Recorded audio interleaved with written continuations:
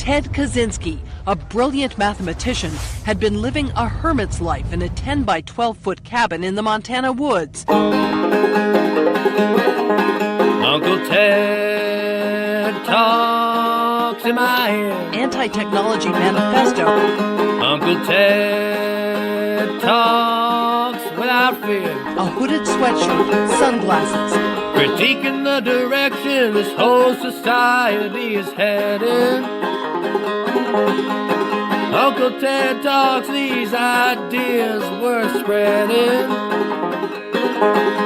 We're touching grass and greener pastures, leaving behind the technology disaster. Uncle Ted talks in my ear. Uncle Ted talks crystal clear. Uncle Ted talks.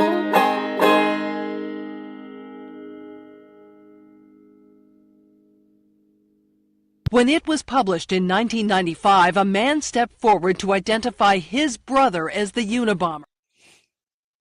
Oh, it must be Tuesday night. Greetings, Teds. Greetings, Teds. What's up, Teds? Teds. I'm out of costume. I am no. scrambling. I had a 2-hour panel that I was on with the Independent Media Alliance right before this. And in the middle of that, my lovely dog, who can't stay out of the trash and who had a back door open and a porch he could go shit on, decided to shit right in front of the door, where my girl coming back from picking her kids up from school opened it, smearing bloody shit about 3.5 feet into the walkway that I had in the middle of the panel earlier had to get up and spend about 25 minutes cleaning up and then go finish that. And yeah. So Is I'm a little. Is that a customary Cinco de Mayo celebration? Yeah, I guess that's how Gomez decided to celebrate Cinco de Mayo. Not really typical of the Battle of Puebla, but you know, he's not a historian, nor does he claim to be. I was gonna say, May the 4th be with all you Teds if you're into intergalactic space operas. Right. There's always that. Right. I guess this was the Revenge of the Fifth, as far as that goes. Yeah. Ted Gemsworthy on the road. I'm on the road. I'm also running terribly behind today. I'm not. You look like you're in a truck. You don't look like you're on a road at all. I'm hovering over a road at 20 miles per hour. That's, what is that, 120 kilometers per hour? And Those trees are moving. That's not a rear projection trick you're playing on us from a studio somewhere. it might be. I could be in my green screen van. I do like to spend a lot of time out there. I mean, out here in the green screen van. But no, I'm really on the road. You're Getting doing lots of that old school driver's ed simulator. My favorite On night driving. Just driving. There's no guns. That simulator doesn't account for when you're old though. All right. Oh, the delayed reaction simulator. Yeah, every light turns into a and you can't see a fucking thing. Oh man. Yeah. The drunk driving simulator where everything just slows down and speeds up and you don't quite know. Input delay in the controls. Well, look, that's why you got to start your drunk driving on farm equipment and farm trucks early so that you train up. So by the time you get on the road, you're less of a menace. Or you could just not do it at all, which is way safer. Yeah, you're more Yeah. practiced as an inebriated driver that way, and Yeah. it worked out. Prepared for World War 11. Like it's like the '80s. Dude, do you remember the Banshees? Those four-wheelers that went like 120 miles an hour? 100%. Had one. Absolutely necessary. Oh, man. Fucking Yeah. thing had no pulling power, but damn, they could fly. You could sit there in a cornfield and like race cars on the road and win every time. This is the bearded man's club. That's true. Yeah. You That was our don't have second to name. have a beard, but we're going to call you ma'am. Yeah. Yeah, it's recognized that if you shave your facial hair, that's the first step to transsexualism. Right, right. If you're a kid and you're watching and your dad doesn't have a beard, you have two moms. Yeah. The facial hair works as age verification for everyone on the panel. We all know that we're old enough to grow facial hair. Apparently, teenagers are wearing fake mustaches to bypass some of the age verification techniques. So I think the age verification must require full facial hair and proof of facial hair by tugging on it to make sure it moves the lip and it doesn't pull off. I like the beard stamp idea. So you stamp your beard on a piece of paper and you get like an outline, and they can hold that up to your beard and double check. Here we go. Yes, absolutely. The anthrax goatee does work. We accept all forms of actual and new metal bass player beards here at Uncle Ted Talks. That's true. First step with shaving can confirm. Natural order Paul can confirm. We provide beards to the homeless. A lot of homeless people can't even grow a beard. See, it's like locks of love, but for beards. All of us at various points in our lives have had full ZZ Top beards and have, cut them off to donate to Chins of Love. Yeah. It's our way of giving back, really. Or the Johnny Yeah, Appleseeds of you beards. don't know what it's like to be a young man and not be able to actually have facial hair, have just a bald face. It's like a lion with no mane. Right. Or a Mexican kid without cauliflower ear. Yeah. Never heard that one before. Yeah. I'll put it in the book. Look around, Ted Jimsworthy. Look around. Look around you. Despite being a wrestler, I managed to avoid that. I actually wore the headgear. Yeah, it's definitely a mark for life if you got cauliflower ears. You can definitely tell somebody's what they've been up to. Right. There's not a lot of repeated ear trauma sports. That lead up to No, it, you don't get know? that in basketball. No. It's weird how much it burns too when that happens. When you break the cartilage in your ear, it just Yeah. burns. It's weird. Yeah, I slipped and hit the inside of my ear. Actually, it was on New Year's. It was after I was streaming with Steve. Just like going down the stairs, and I took a wrong step and fell over and hit the corner of the table right in my ear. That was a New Year's celebration. It was a New Year's celebration. I was afraid it was going to go full cauliflower for a minute because it was. Nah, hurting. you got to abuse it quite a few times before you get the full cauliflower. Yeah. That's repeated abuse of your ear. Yeah, if I went down and hit it like five or 10 more times within a 3 hour period. Yeah, then you'd start That'd be getting more some like it. cauliflower. There's a little bit of a cauliflower there, but it's just like in a tiny spot. So not a like you can only tell if you're like looking at both ears for chair My- symmetry. Nose has been broke so many times. It's just there's fucking nothing there. A It's cool wild. trick. Yeah. Cracking your knuckles, cracking your nose, cracking your toes. Lost 4 front Sounds teeth good. wrestling. That will Mhm. happen. Mhm. Wrestling is definitely get your tail out the screen. Wrestling is definitely a rough sport. There isn't two ways about that. Yeah, we love the bar fight. Yeah, no, my nose is wrecked. It's wrecked. That's all right. It was fun for the most part. Fucking hockey and BMX bikes and dirt bikes and shit like that. It fights, did fun stuff. I managed to not break my nose that often, but like the Diaz brothers, I got that pointy thing right here. Mm-hmm. I got some wicked scarring in there, especially on this side, because most people punch right. So my left eyebrow is actually, if you ever close to me, it's got quite a bit of scarring right around this area. Yeah. Comedian friend of mine has a bit where he's like, I've been in a lot of fights in my life, and I have no idea how many I won, but I know for a fact I got like 18 or 19 strong losses. Yeah.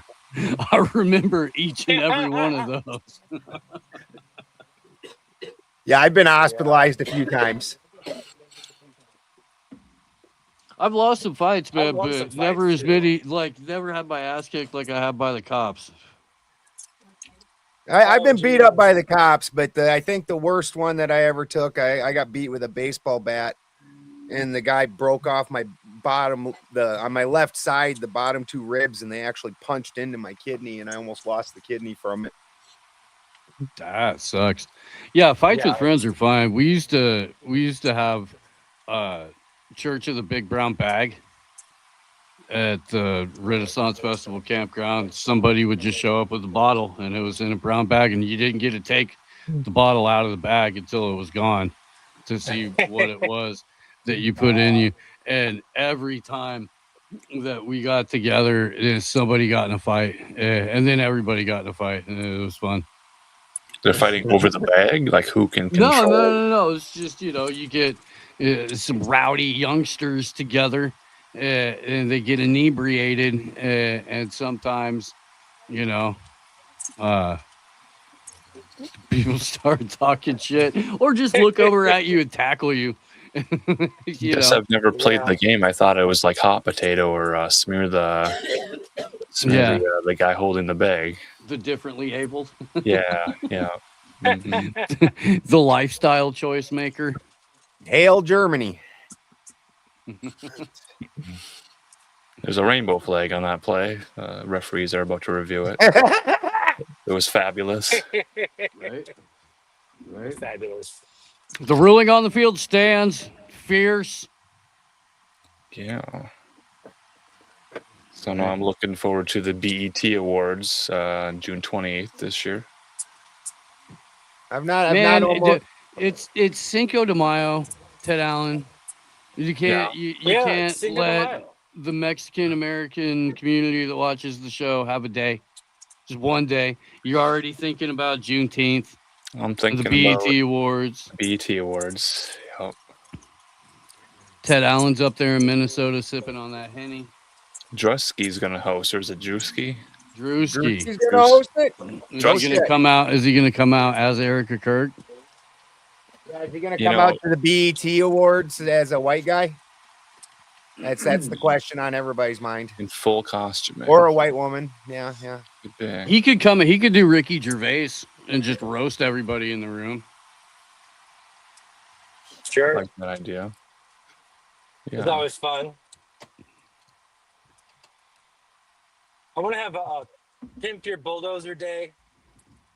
Hell yeah. Killdozer. That would be fantastic. But instead of exhibit, it's like an entire militia. Yeah, that'd be great. I'd love to see a whole army of killdozers.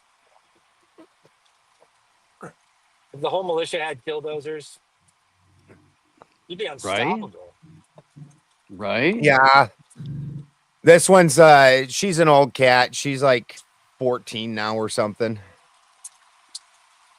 Maybe 15. Yeah, she's My kid, this was my son's cat. He left her behind. Now she's my cat. No She cats likes left parking in behind. front of the camera. Yeah, the cat is better looking. She's a pretty girl. It's a studio cat. Acting like a windsock. Right. The audio. Ted Bennington, you sound in my ear tonight. Nice. Oh wow, yeah. Yeah, Buttery. big thanks to Steve and Fourth Wiseman and Auntie Gaslighter, Etta Volt and Spin City for all pitching in and helping me get this sound worth of shit. Heck yeah. I mean, you Nice. know, 8.5 years of broadcasting. It's about time you got an actual microphone in there. Well, it was Yeah. only a couple years ago that I got a computer and didn't do it off my phone, and then also got internet, and that was only because Steve came here and got internet. I did not have internet before Steve came. Like I didn't have internet for years. Well, good work, Steve. Yeah, it was my Spreading the fault. internet. It was my fault. Steve came and parked a Voltron on my desk here. And he's like, if this internet quits, plug in this internet. And if this internet quits, you need to plug this one over here.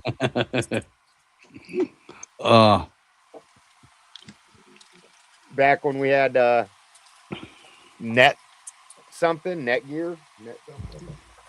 Oh, I can't even remember what the third party carrier for that was, but they sucked. That's God, they sucked. I don't think it was Hughes. Viasat. Yeah. Yeah, that's what it was. Viasat. Yeah. Oh, Assholes. early internet over a satellite. Dude, it was $300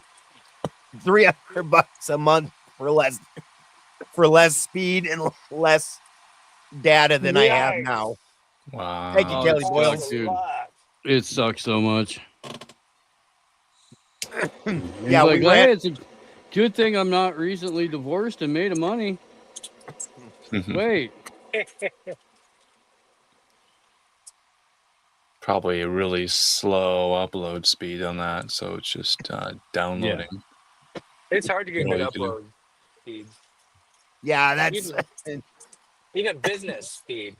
Yeah. Upload I don't got much good to say about Elon Musk, but Starlink is the shit. They bringing Starlink to Iran, the Persian Empire. Well, Starlink terminals got smuggled into Iran.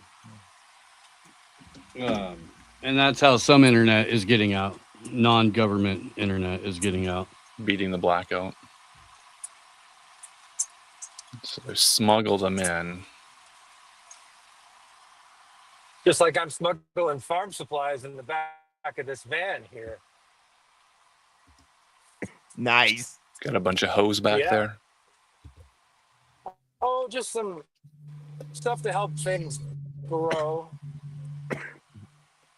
Fertilizer. Flower food. Lots of fertilizer. You could feed flowers with it. Sure. I mean, yes. Flower food, fertilizer. Gonna see some fireworks for Cinco de Mayo. Oh, nice. Hail, Andy. Yeah. We'll see. More. I've also nowhere near been the gardening capital. all week. We're just getting What's done. that? Hopefully get done. Said I've also been gardening all week. Hopefully get done transplanting tomorrow. Yeah, You heard it here, Ted Bennington, pro-trans. That's true. That's true. It is California. Yeah. Yeah, we had to bring in shelving. We are desperately running out of room in this greenhouse. It's funny how that happens. There's never enough room in the greenhouse, even when you make it bigger. Yeah, I think next year I could have added 4 more feet to it. I think I'm gonna do that next year. This worked Yeah, out. make it as big as you possibly can. I say. Well, my big concern is if you get a full on greenhouse around here, then the fucking cops are like, "Oh, he's growing pot," and they come and raid your house and tear your shit up. Yeah. Well, you technically have like a breakfast nook attached to your house. Yeah, it's I would only think. like 20 feet long and like 10 feet wide, so it's not anything like the big hoop houses. It's not anything anybody's gonna pay attention to. Yeah.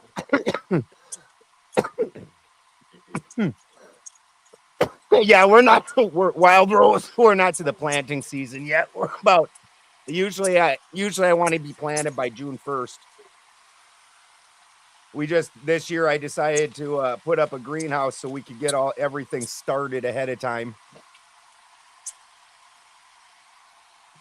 Holy smokes. Last year winter started like a month early, and we ended up with a lot of stuff still on the vine not done. Yeah, it did. It's hard to find all the time. Always one more thing you need to do, and it takes twice as long Yeah, doing it. that's fact. It has been frosty overnight in Minnesota yet, so we've been wanting it to be warm. The dandelions have sprouted, the grass is green, but it's still freezing overnight. So bringing in all the plants into a warm spot. Be nice to have a greenhouse for those plants.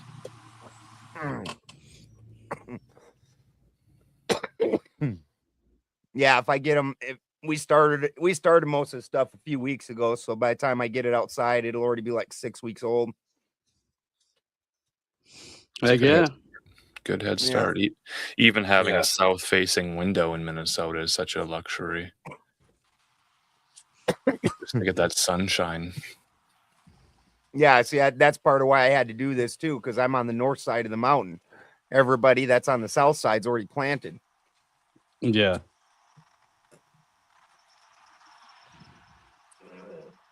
I'll be right back. I'm going to be listening, but I have to say hello to Mrs. Gemsworthy. All right. Gemsworthy. I just got home. It's a good avatar picture, anyways. Right. I'm Oh, here. I'm thank you, just sir. taking a dab. That's all right. Me too. And yeah, it was a damn fine time for the microphone setup to come in, because I think today is like my 8th day in a row with a full-on stream. Wow. Yep. Getting your 10,000 hours of streaming in as fast as you can. It's a lot apparently. streaming. Damn. Sarah Tomato has kicked it into high gear and gotten a lot of really good guests and trying to get everything back together and really get the debate stuff going in the right direction. And so she's had a show every night for the last week. It's a lot of streaming, a lot of content. Does it feel like a talk radio show? Like an AM radio station? It doesn't, because it varies so much in what the content is. Like the one day was Thomas, Paranoid American, and he was in telling all the normies about the eugenics programs. And then obviously there's political nights. And then I had Germania culture versus Christian, and that Christians stole their culture from ancient Germanics. And then I saw Howard last night. I haven't seen him yet tonight. I think it's probably like 5 a.m. or something for him. And then Neil, the Gnostic informant, came on. He had one that says the Bible is fake and does not map onto reality at all. And then obviously Or a Seriously Saturday. Yeah, that one was a Seriously Saturday. The Seriously Saturday debates have really been awesome. Last week, or the last one was Neil, and the one before that was non-duality. Yeah, dude, my garlics went off the chain. I've got so much garlic, and I had to transplant that. All the roots were coming out of the bottom of them cups. Good to get some planting in. Do you have an herb garden? Christy's got an herb garden, yeah. Yeah. She'd like to make it bigger. We're working on it. The greenhouse was our big addition this year and trying to get that functioning. And then, like I said, right, Christy just today we were transplanting, and I just had to bring up some shelves because even with the shelves we've already put in there, we do not have, there's barely room to walk in there. Yeah, well, that's because you're deaf and the microphone's an inch from my face. It's not when you're talking out of the window. That's probably true. It's theater of the mind. It's the ambiance of the cabin over there. There's the greenhouse looking away. 25 by 30 in garlic. Nice. Yeah, we need to plant more too. Even though I've got a bunch of it, we probably go through at least 3 heads of garlic a week. How many times can you harvest that crop? Does it just keep replenishing itself? Well, once a year, but garlic actually, and it does kind of replenish itself, don't it? Like you just keep putting a new clove out and it turns into a whole garlic. But garlic is pretty good. Garlic can grow pretty well in the shittier months, like in the end of fall and in the beginning of spring. Do you grow mint as well? Anything for a good drink? Yes. Melissa is my favorite mint. Sweet Melissa. Sweet Melissa. Christy grows all those things. We have pennyroyal grows wild around here in amounts that are ridiculous. Like Wave philosophy, that is exactly what that means. That is exactly what that means.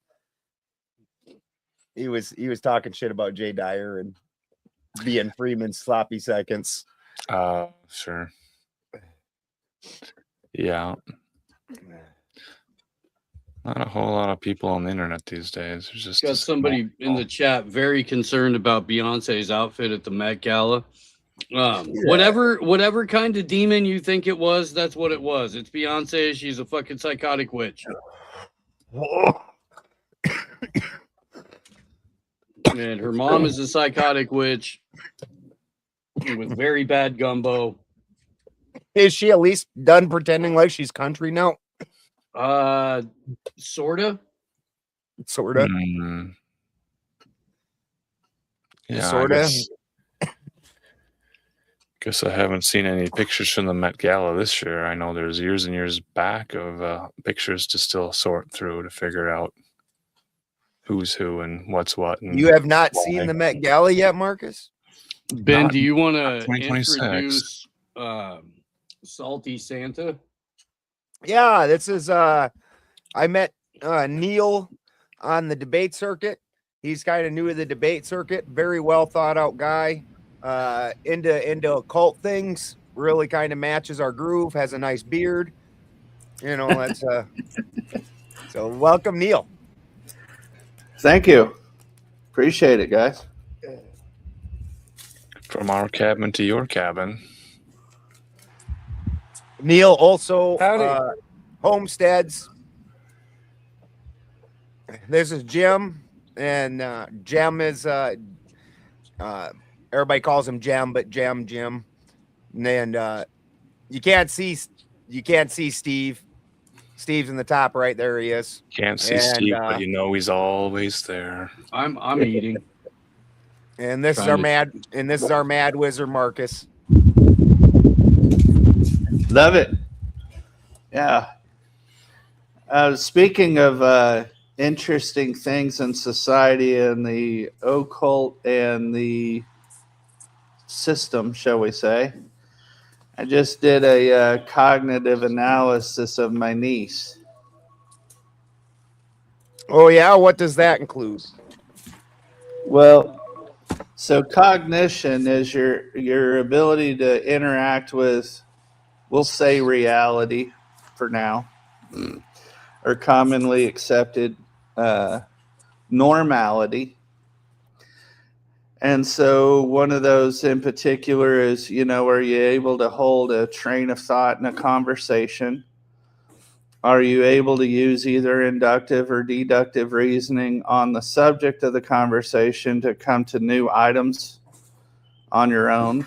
Well, you've been in some political debates. I'm not sure that that's something adults possess anymore, Neil.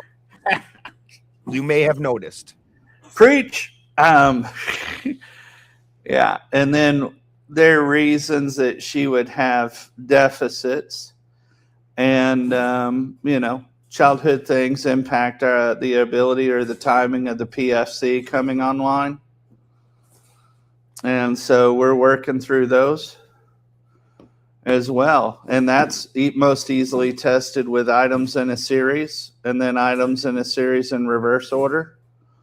So for example, 4 single digits, can you not only repeat what the 4 are in order, but then repeat them in reverse order to test working memory, which is one of the later things to come online. But it's beautiful to see how things just grow and mature on their own without the rote memorization of the system. I'm sorry, Bennington, you're muted. Are you homeschooling? Yes. Nice.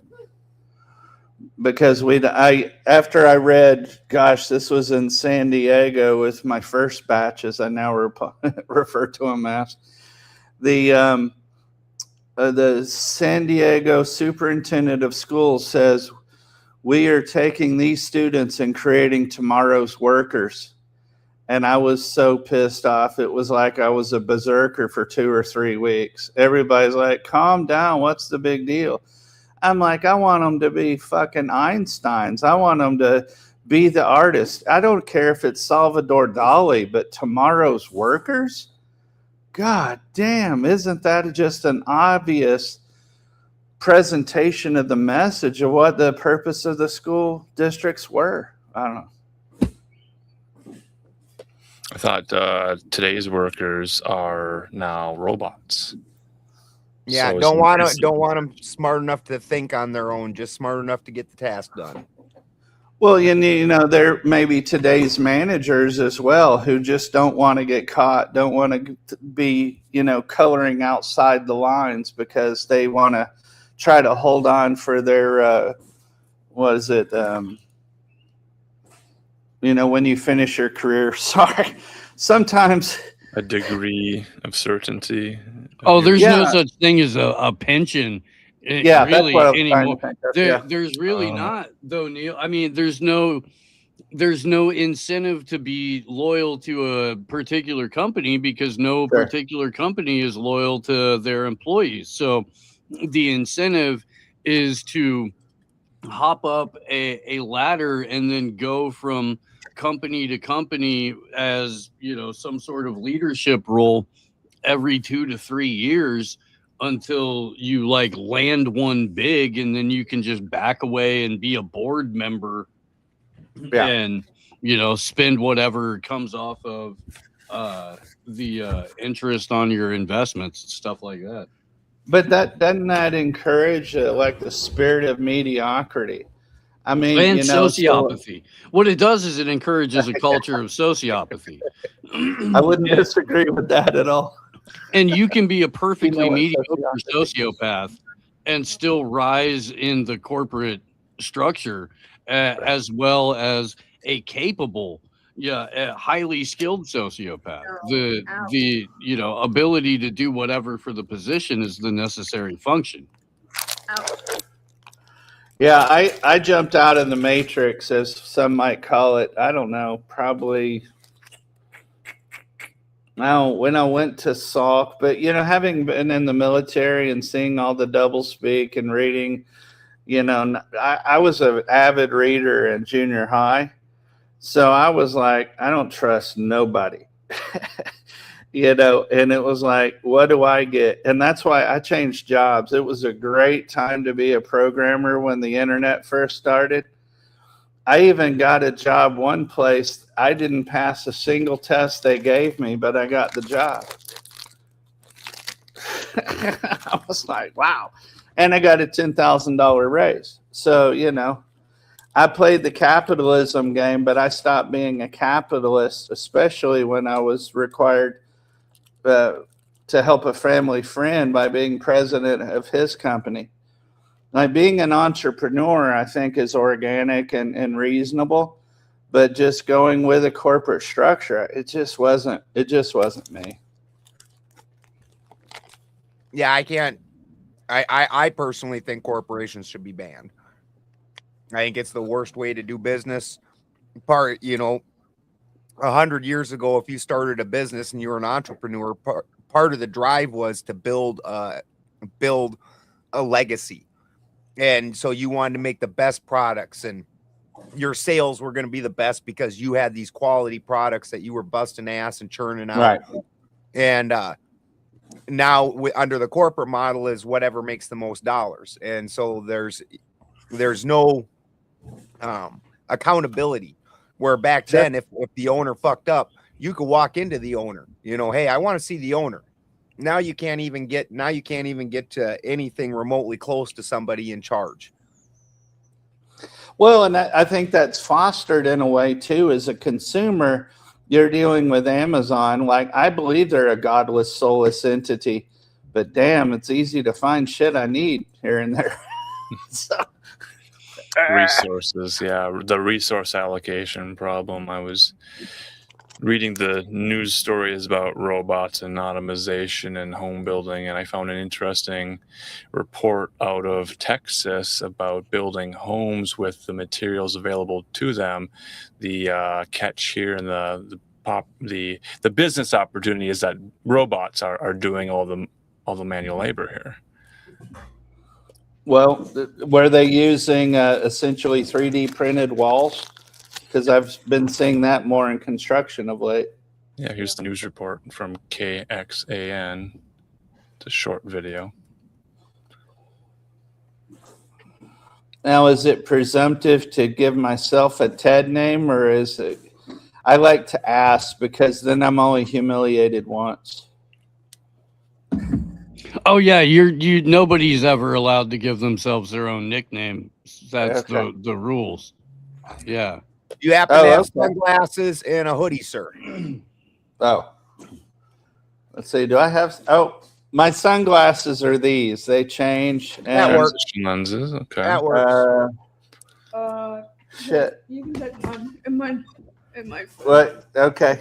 Then I might be christened, even though all of this group is going to be the ones against christening. I don't know if any other one. Wasn't christening like, giving your Christian name or something? Yep. This is your Yep. This is your I TED look very druidic in this, Yeah. especially when the round cherubic face. Find a nice oak grove or somewhere. Yeah, I'm totally down with that shit. All right. You What know, are our the name- nicknames? What are our names here, gentlemen? Oh, somebody's giving me shit for sunglasses. Hey, sweetie, will you go into the center console? I do have some prescription sunglasses. We need the irises covered. That's important. No iris scans can be ran on you. Oh, yeah. As a Oh, TED speaking of which, yeah, I have some AI cameras. I was going to do the programming and help some people that I had met at Standing Rock. And then I'm like, wow, RICO lost.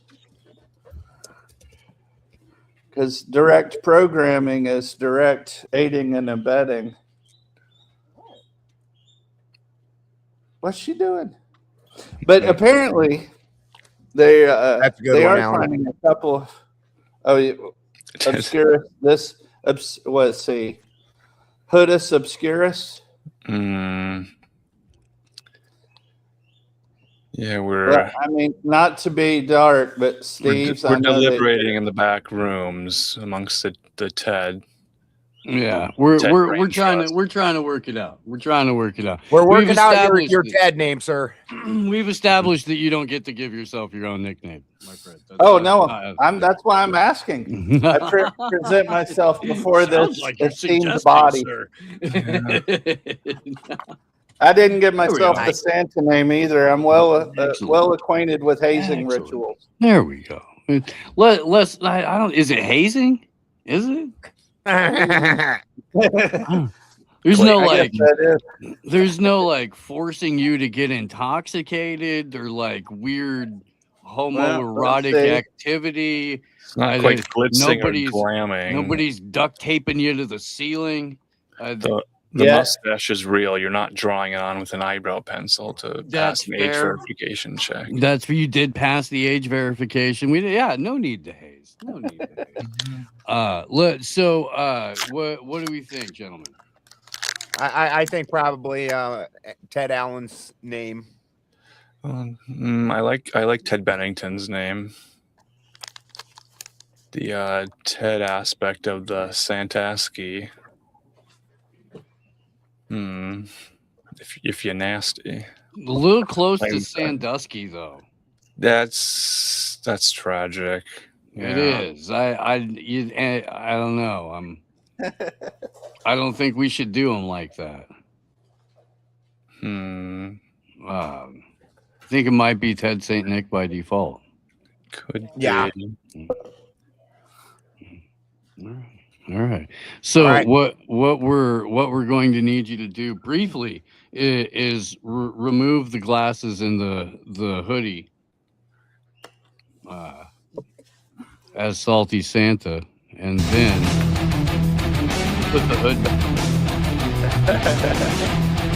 Put the hood back on. You put the shades back on. Arise. Here we are. Arise, Ted St. Nick. Oh wait, that was a Catholic one. How about let's see. Well, there you go. Changing. There we go. Yes. Now, Nice. so I can pull it back a little bit since it's hot as hell in here, right? Yeah. Indeed, yeah. Okay. I'm blowing a gasket over here. Why? Yeah, here We in about a found month, other there's zero ones. chance of me wearing a hoodie. I will make sure that I purchase one for future things, but it's a summer and 80 degrees now feels hot. Yes. Yeah, if it was 80 here, I definitely wouldn't be wearing mine. Right. Feed a guy. He doesn't need salt and pepper. Just cut those little suckers up. That's what I'm doing. We're attracting so much wildlife. We have yet another gosling. Oh my. And the niece and I had the discussion about the way of life, and that sometimes those little guys don't make it because they're food for something else. Yeah. Oh. I've only had a gosling once. Yeah. And its whole family must have been food for something else. And somehow it got missed. And my neighbor found it, brought it over to me. And because I raise birds, and he's like, "You think you can raise this?" And I was like, "Yeah, seems fine." And it lived and it grew. And then as soon as it was old enough, like those movies where like the movie with the little girl that teaches the geese how to fly and all this absolute bullshit. Oh yeah. Like as soon as that goose, as soon as it was start big enough to fly, it was running up and down our freaking entire farm, just zoop, zoop, zoop. And then when it got big enough to fly away, it flew away. Other geese flew by one day, and it's like, "Yep, I'm in." Later, bitches. Yeah, I do have a related question for the Teds, and kind of prepare a little statement here, maybe for a Uncle Ted's mailbag segment that we could maybe workshop later. But My letter to the Teds goes something like, "My Thanksgiving magic has brought the turkeys home to roost or nest. There are now a baker's dozen turkey eggs out back in my backyard, and I don't want to count my blessings before they hatch. However, my chef says I got to break a few eggs to make an omelet. What do the Teds say to that? Should I collect the eggs and make an omelet?" Aren't we part of nature as well? Yeah. How do turkeys work? I know that I don't know if I've ever had turkey eggs before. they're rather large. Yeah. they're pretty wicked good. Very Actually, this is easy a to funny see. story. Duck eggs are great. Go ahead. Sorry. They aren't rich like duck eggs. They're more like a chicken egg, only they're giant. The So- turkey's still there, though. The turkey took about Aw. 3 or 4 days to get all the eggs out, and now it's like sitting on them for part of the day. So I believe the turkey has put all the eggs out and now is sort of sitting on them, but recognizing that it's in an area where we want to move the wood, we're going to burn that firewood. So I don't know how long it takes. And then if they do 30 days. hatch- About okay. 30 days. And if they do hatch, do I want to have, a bunch of baby turkeys running around in my backyard? Yeah. Do you They'll get put the rid of a lot of chicken? wood bugs. Do you put the chicken on the plate to get it used to the idea, just so it knows? Is that what's going on there? Yeah, she just doesn't know. But yeah, turkey eggs used to be commonly eaten. Yeah. And then a chicken farmer, a big chicken production place, paid a newspaper to run an ad, or a bunch of newspapers to run an ad that says turkey eggs give you leprosy. And they fucking had to retract it, obviously, because that's nonsense. But by the time they retracted it, it had completely wrecked the turkey egg market. And so turkey eggs just never really been a thing since. And it was all because a fake news story where they said that it causes leprosy. Well, they did similar thing, wasn't it? The Hearst instead of using hemp, they wanted to use paper. And then to get rid of the Mexicans, there was the marijuana devil's lettuce or whatever that was. Yeah, Henry or Anslinger. Yeah, if anybody's ever read his speech in front of Congress, it's a little bit shocking. Little bit shocking. Well, I think it's shocking how much people think they know how the legal system works because they read the Constitution. I think this gentleman, if that is your area code, I think you have a location problem, and that's why your hit ups all look the way that they do. I think it's because if you're actually in the 417 area code, it's because that's what you get in South, West Missouri. And the Right. top, these Teds are all quite happily taken. Ted Allen, we are auctioning off for 2 Bitcoins because he is a high value. Price of man. Bitcoin's gone way down. We might have to say 5 Bitcoin now. Right. The price of Bitcoin is going down, but the price of Marcus Allen is going up. Yeah, that's look, man. Ted Allen is the rare commodity here. Bitcoin. We can Just talk price discovery, certainly. Yeah. We can talk about, was it GameStop offering to buy eBay for $56 billion? Mm-hmm. They know their worth. GameStop offered to buy eBay? Just Yeah. randomly. Just Yeah. woke up the other morning and was like, hey, eBay. You want 56 billion for the property? And eBay said, fuck no. Do you think it's like when Kmart, which was failing, bought Sears, which was not failing, caused them both to fail eventually? Is that kind of what this is? Because eBay was the place to buy used video games back in the day. I mean, you'd go to Funko Land and they would have used video games on cartridges, physical media that you could sort through and walk out of the store with a new to you used, gently used video game. And then they stopped doing that so much. So a lot of the collector market went to eBay, but eBay's been such a difficult place to deal with their fees and siding on the buyers who are scamming the sellers, and then you have to have insurance stacked on. So it just made it even more difficult to deal with any of that stuff. Yeah, they have. Well, and as a buyer, only certain people are covered if they just like steal your money. Like there's only certain people eBay will cover it. If they don't have like a certain accreditation or something on their account when you're looking at it, you're just asked out. Because I learned that lesson the hard way. I bought some salt and pepper shaker, an antique German salt and pepper shaker, and never got sent. eBay didn't do shit. I lodged the complaint, the whole 9. It didn't matter. Some people had brought up the comparison to the ridiculous purchase by Elon Musk of one Twitter.com. Chris Miner! $44 billion. So if GameStop has a market cap of $11 billion and cash on hand of $9 billion, they would still need $36 billion from institutions for GameStop to make the purchase of eBay.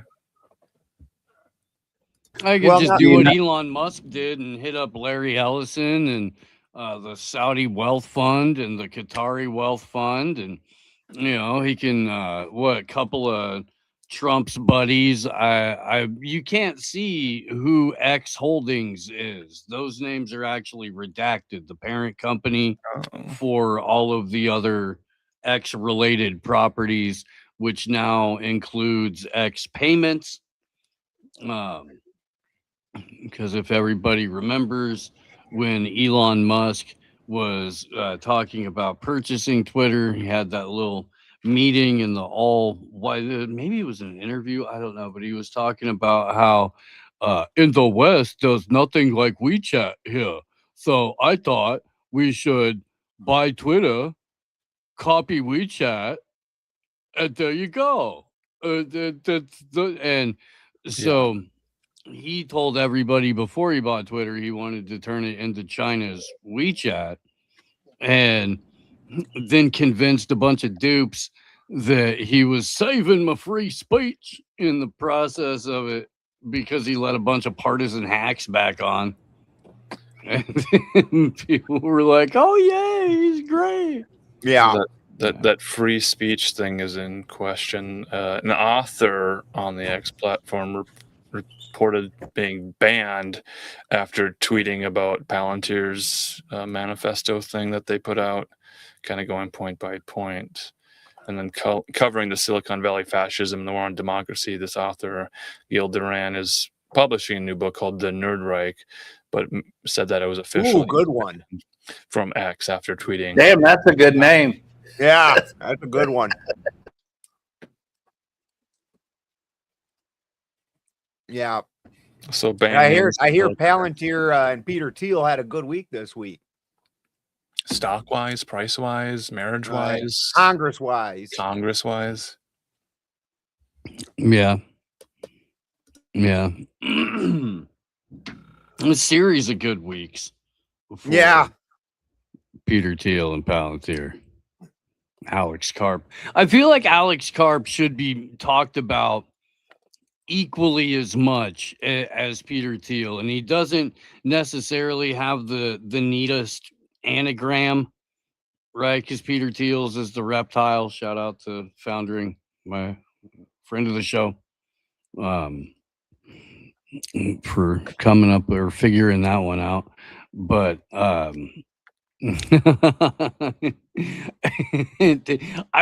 that's how he said it's not necessarily Downs, it's just South African and on ketamine. There's that as well. Maybe that sounds a little Downsy to you, Purple Glue. Maybe that's a little, I don't know. But to me, it sounds like a South African on a lot of ketamine. Did we just have a Mother's Day? No, it's Which Sunday. it's understandable Sunday. why that could be confused with Downs. Yeah. Yeah. Well, Yeah. I mean, I'm not confusion was necessarily cleared up a little arguing bit. with your take on it. I'm just explaining to you what's in my head when I'm doing the Elon voice. It's been a number of years now since Elon Musk showed up with his mother, May Musk, on Saturday Night Live to announce to the world that he was somewhere on the spectrum, but he still loves his mother. So then, Perhaps he's no longer on the spectrum and no longer loves his mother. Something to consider. who's to say? Definitely something to consider. That's And- fair. Yeah, and That's there fair. was Ted Allen, I'm sorry I never pulled up this clip. Did you wanna return to it? Have we moved too far past it? we're just playing in the dirt. This is a clip from Austin, Texas area.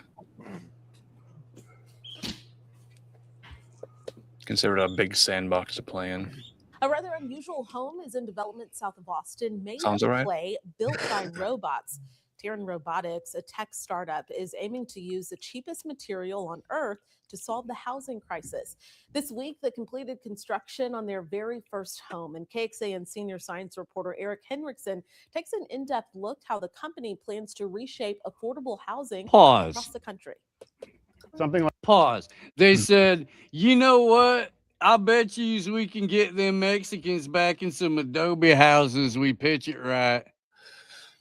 That's what they said. That was the whole board meeting. And Yes. somebody went, what? You like seriously? What's the bet? What's the bet? He's like, I don't know, man. I got a McLaren. I don't really drive much no more. I'll put that up. What you got? You know, and yeah, and they're like, I bet you we can. I bet you tell them it's green. That'll do it. Well, the sales pitch seems to be that we're going to take the earth, the sand, the terrain, the Terran. The robot has the name of the company Terran, Terran, right? Mhm. So like in Spanish, isn't the word like tierra for earth? But yeah. Sure. Yeah. So that's close to that. I know I was. I'm not arguing that Adobe doesn't outperform Timber. Mhm. No, I understand. So yeah, no, I get it. But at least if it's me, I'm going for the full hacienda. I don't want they're printing them TED sheds. That's what they're doing. Little Kaczynski cabins made out of Adobe. And it's frankly a little insulting, but we could go back to it. Sure. And while we're watching this, everybody in the chat, it's a new month, so I'm going to give away some memberships. I hope wish you all luck. We do a lot of membership stuff. We do about 3-4 hours a week. So here we go. We'll see who gets lucky. Chatter's getting lucky tonight, and at Benjamin Balderson on YouTube's channel. I'm gonna come. Oh, Stepfire won one. Terran Robotics building homes in Texas with the materials on site, meaning the dirt, the terrain, the Terran, the tierra. And I was confused while working at a greenhouse potting plants when one of the Mexicans, I guess Spanish-speaking women there, kept asking me for more tierra, and I was looking around for a crown to give her. But no, she was clarifying the pronunciation to me. It wasn't a crown. She wanted dirt. Country. Something like 8 to 10% of the world's population still lives in Earth. It's incredibly nice to live inside of. It regulates humidity, sound, and temperature better than just about any material. Daniel Weddle, Chief Design Officer and co-founder. We're like an autonomous system of putting a house together with materials found on site. Our supply chain is all here. We literally take it from under our feet. We take the straw, that subsoil, a little bit of water, this machine, turn it up, dump it out, set it on a build plate, and then the machine comes in with a claw. This is our humble little robot. The way it works is it hangs from 8 cables that attach. Each tower has 2 motors in it, and they spool the cables in and out. We are able to get very precise in terms of. She's a software engineer, by the way. Yeah. So she's learned to code. Her name is Anastasia Nicolina, software engineer. This is And what sh- he wants. Dad.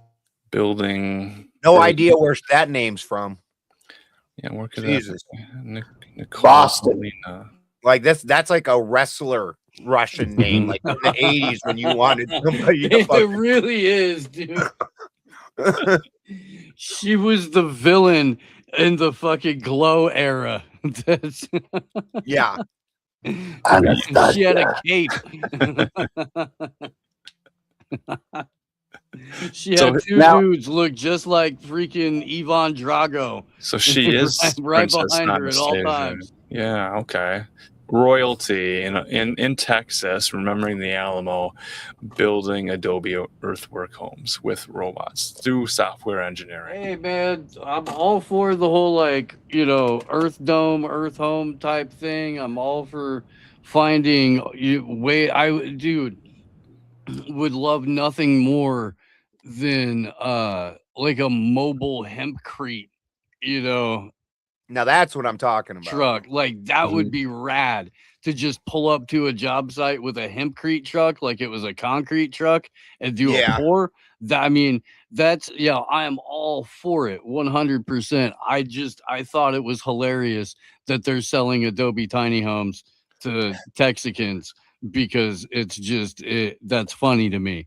But no, as far as even the technology and all that kind of stuff, I'm all for it. I am 100%. Whatever we can do to, find low cost alternative ways to house people, especially as weird as it's getting. Yeah, let's do that kind of stuff. Not sure if I'm 100% stoked on like Tech Bro doing it, but that's what we get right now. So at least we can pirate the technology and figure out how to And did I see make that it work he had for a us. stick frame? He had a stick frame he was building just like a fucking 20 seconds ago in this video. So are they stick framing it and then this is just mudding on top of it? Good questions to ask. He was laying a floor down, and I think he was putting up. Looks like a I concrete slab. don't know if he was foundation. putting up like stickers in order to put drywall, and he was attaching that to the Adobe because the Adobe itself is the insulation and the cooling.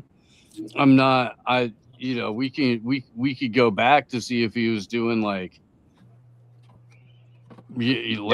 just like a fake wall, just It to looked have like a something. foundation and then boundaries for the robot to know where to come in because they look like QR codes almost from the sky. Yeah. It's part of the programming. Looks like he's got the mixer, so manually feeding the robot the clay mix of dirt and straw. The robot then is building the home, and it's in a grid shape, so it's a square. The size of it appears to be big enough to park maybe a pickup truck. So I don't know if humans are going to live in these things in Texas or if it's just a good shade enclosure for their pickup trucks. They're riding lawnmowers, but they don't have grass. I mean, we're almost back to Babylon. I mean, they were doing that. Mm-hmm. But it's a new idea because we used a robot. So this is a new business he's building as well. Let's play the clip out and see. The cables in and out, we are able to get like very precise in terms of where it's positioned relative to the wall, and therefore like where exactly it's hitting and how much it's hitting the wall to compress it into shape. It's kind of trying to Guys, replicate can how we a pause human- for a second? Mm-hmm. This reminds me more of rammed earth. Robots are ramming the earth to build homes for themselves. For somebody, but the rammed earth, I mean, they did really well on the insulation. And then with that medium, they're kind of wet, so there's just enough in there, and then they seem to be impacting them rather than using them as individual bricks. I mean, what do you guys see? Hydraulically tamping it. Which I'm just not sure how that's. I'm not seeing what this is saving over a human. Like what it's doing, you're talking about like a cement finisher's job or something, and they by the time you position this machine and shit, you watch people that do this kind of stuff, they're way faster than this machine. I'm not sure what the machine is saving except for it's kind of gimmicky. Well, it's, you know, a crew of 8 or 10 or 12 as opposed to the one machine. The one machine can go, you know, throughout noise ordinance with no break. The over the course of the lifetime of the machine, you're probably saving but I don't. Yeah, I understand what you're saying. That's not an inordinate amount of work for even a half a dozen dudes to do in a couple of days. Right. That's what I'm saying. So I mean, I don't see where this thing's speeding that up or and it's not that labor intensive fucking what they're doing here. Like if I want a robot to do something, I want it to be in labor intensive. Take away the hard shit. You know? I mean, yeah, no, I get it. I get it. And it's not like this is people, you know, going down to a special part of the riverbank to harvest particular clay and then bring it back, and they're constantly reforming and re-wetting it in order to, you know, get it to hold shape. We're not in that era anymore. Using the dirt from the property around it to build a home. I don't know if they're going to have deep holes. I mean, that's smart. I'm not against that. I'm not trying to down talk that at all. And I think that, and I've said this for a while, for a long time, housing regulations are the biggest problem in housing. The regulations for building a new home have made it fucking near impossible to build a new home unless you live in a place like where I do, where they just don't care. Yeah. And it's like standard framing though. That See what I'm was my saying? next question. They're still using standard framing on the 2x4s to With put it like doors. Art Deco style windows. Look at how out of square. I mean, maybe it's the angle, but it looks really out of square. Yeah, It definitely looks out of square. It looks like it's going down. Yeah.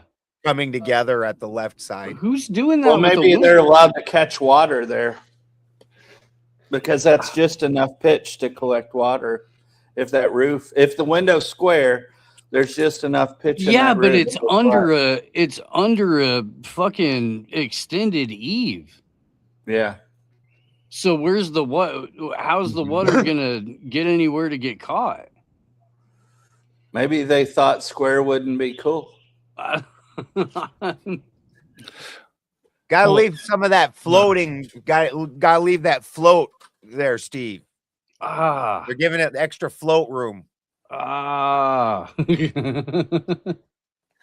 So they're still using 2x4s for our roof. I thought the whole innovation was that the entire structure would Those be are made from 2x6s for sure. No, it's fucking Adobe stucco. That's what they're doing. Yeah, it's not even the framing of the house. It's just the stucco. Like that. Or maybe they do 2 walls or like 2.5 walls, and the north and south or whatever are free. Yeah, obviously the roof's framed in, but so we still need lumber maybe to put a 2 roof of on? the walls are all Adobe, and that's what they were tamping down, and 2 of the walls are stuccoed with the Adobe. I don't know. That's kind of a bummer because I thought the whole build a house with the robot thing was that it would just use dirt and straw to build a complete structure, and now cheating using lumber. We don't have lumber. That was the resource allocation problem. There's a lumber shortage in the area. You want to use the available materials, dirt and straw, but then they're still using lumber and cement. Yeah, unless you fucking dropped a tree on that property and milled that shit out, that's a bunch of 2x6s that did not just happen to be laying around the property. Probably not. Probably not. I should. Does that look wavy to you? Does that look wavy to you? Look at the roof line. Yeah, I saw that too, right there. Yeah. But you notice how the clay that they're building with is a different color than the soil around the home? Mm-hmm. So maybe they had a preferred place. So it gets to the point, wait, if we're manufacturing and moving all this stuff, How's it better than what do they call it? Sticks and bricks? Yeah, Right. yeah. The big thing I can see here is you're not buying siding or insulation. This thing's basically doing your siding and your insulation for you. You know, other than that, like, that's a whole lot of framing that we're seeing for a house that you're telling us was built by this robot. So out of the yeah, mud it on is. the It's place. it's at least 2 of the walls that are framed in, 2 walls that And are the roof. that tamped adobe, and then the wavy ass roof that's got a low spot right in the middle now before any other settling takes place. Which Yeah, just tells me that robot's not that fucking accurate. Like, because it's the adobe walls that the roof beams are sitting across. So if they're doing a wave, I understand Home Depot. How do you get a low would- spot on a fucking one way downward pitched? Like how? I guess that's the down end, and they just screwed up.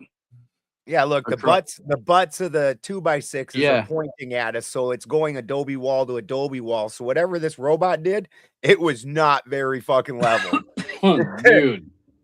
Boo this robot. Boo. Yeah. Wait. Yeah, because it looks like even the rafters are off. It's not even just the cover. Yeah, and they're sitting on top of the adobe walls, so this is that robot's fault. This guy right here says, Yeah, look, and the whole floor is nerd. being framed in. How much fucking framing? How? The whole concept is a lie right now. Why? Like at first when they said it, I was kind of imagining like damn near like some upgrades of what you see down at some of the homeless shelters. Like some of them motherfuckers have themselves little houses. Sure. Like they come up with some stuff and they can build themselves a nice little setup. And I've seen 2 stories. Like maybe taking like plastic bottles like they do in Africa and you putting them in the walls for fucking and shit like that. Nah, you just used mud for some of it.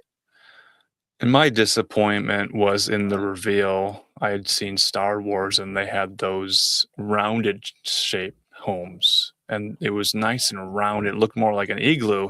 And this finished house is just 2 uneven walls. It's square. Ted Allen prefers an earth pimple. Yeah. Yes. Yeah. Just looks better. Big ol' Erzit. Curves on it, All right, you hear that, ladies? Ted Allen likes them curvy. That should help. But if Ted Allen became an Orthodox Christian, he could put that little round part on it, and then it's like a titty with a nipple. I should go walk the dog. I'll be back in a little bit, gents. So what are the theological implications of Chris Miner little said baby that Jesus those are no drinking Mother bueno. Mary's milk? You see that Chris Miner says those things are no bueno. He's been looking into the tiny home stuff for a while. Okay. What about So they- miniature homes? Like, like They not suck. for dolls, not like for actual dolls, but just like everything in a real house miniature, like Mhm. everything. Well, all the that's my stuff. wife's. That's the house that my wife grew up in. She grew up in the miniature house. Yeah, a house for miniature people. So all the fucking countertops are like dick level, and the Yeah. shower head hits me right here. Like I step in the chairs and- shower and I'm like getting on my knees to try and get my head underneath there. Ben's not particularly tall. Yeah, and I'm not. It's not like I'm Owen Benjamin or something. Like I'm an average size, an average height dude, and fucking I got to duck way down because all of her family, the tallest person's 5'4", and everybody else is shorter. So their shower head's like 5'5" in the air. Oh wow, yeah. You should shower in inland Japan. We got caught in a typhoon, so we had to go to inland Japan to find any place to stay. And the bathtub, I was ready for something a little smaller, but literally at 5'11", from the back of my, small of my back to the front. I had to have my knees bent, and then they only had the bidets, and all the instructions were in Japanese. And I'm like, I am not risking my life for an international incident over this. But the final thing was when I was sitting on my bed, I felt like I could fold the laundry of the people next to me. That's a tiny home. Yeah, Americans don't realize how big and how spaced out we live. Like everything here, like even the toilets are like 6 inches off the ground in other countries.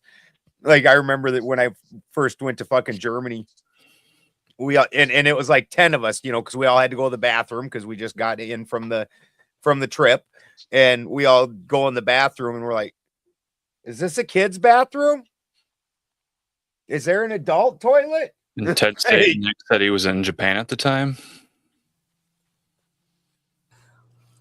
Well, the other event that I discovered was being in China, and there were just footprint marks around the pipe. Now, this was about 10, 15 years ago, but aim high. So you said you were in Japan and there was a typhoon? Yeah, there was a typhoon. So we were flying through Narita, which is a big exchange. And so they didn't have any hotels. Everybody was booked up. So without telling us anything that was going on, they took about 30 rowdy people on a bus trip with no explanation of where the hell we were going. And there were some tight roads, and it's in the middle of the night, like 2 a.m. People were about to mutiny, literally. And then we get to this little tiny hotel, and it's like, oh, a place to sleep. And I slept diagonally, and I'm 5'11". I'm still stuck on that typhoon thing. To me, that sounds like weather warfare from Thailand against Japan. Right, oh, could be. And when you look at the periods and the intervals on these,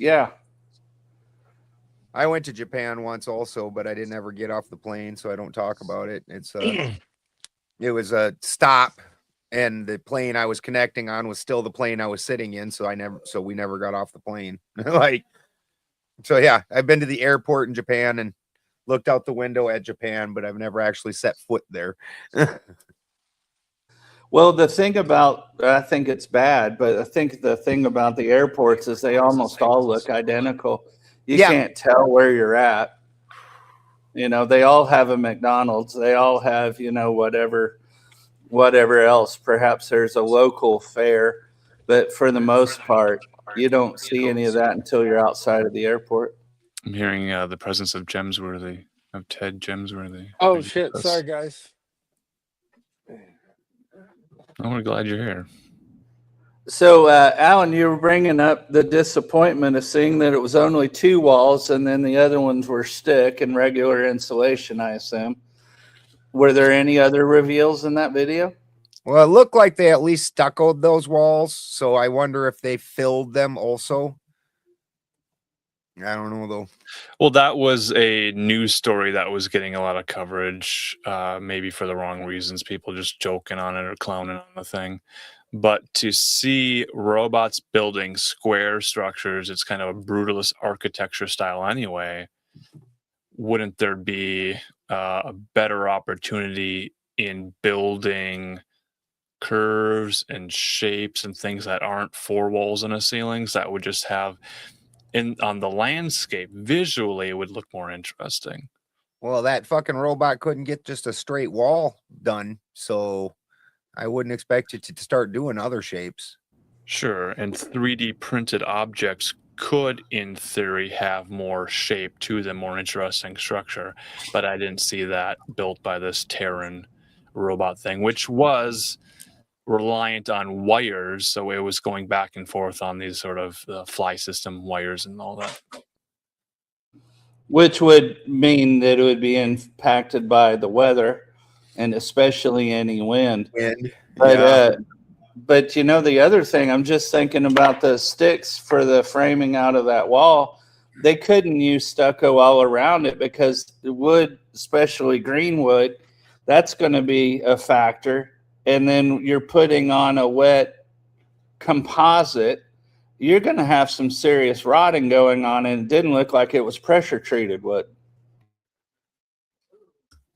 Yeah, there's a lot more work to go into this to make it move-in ready.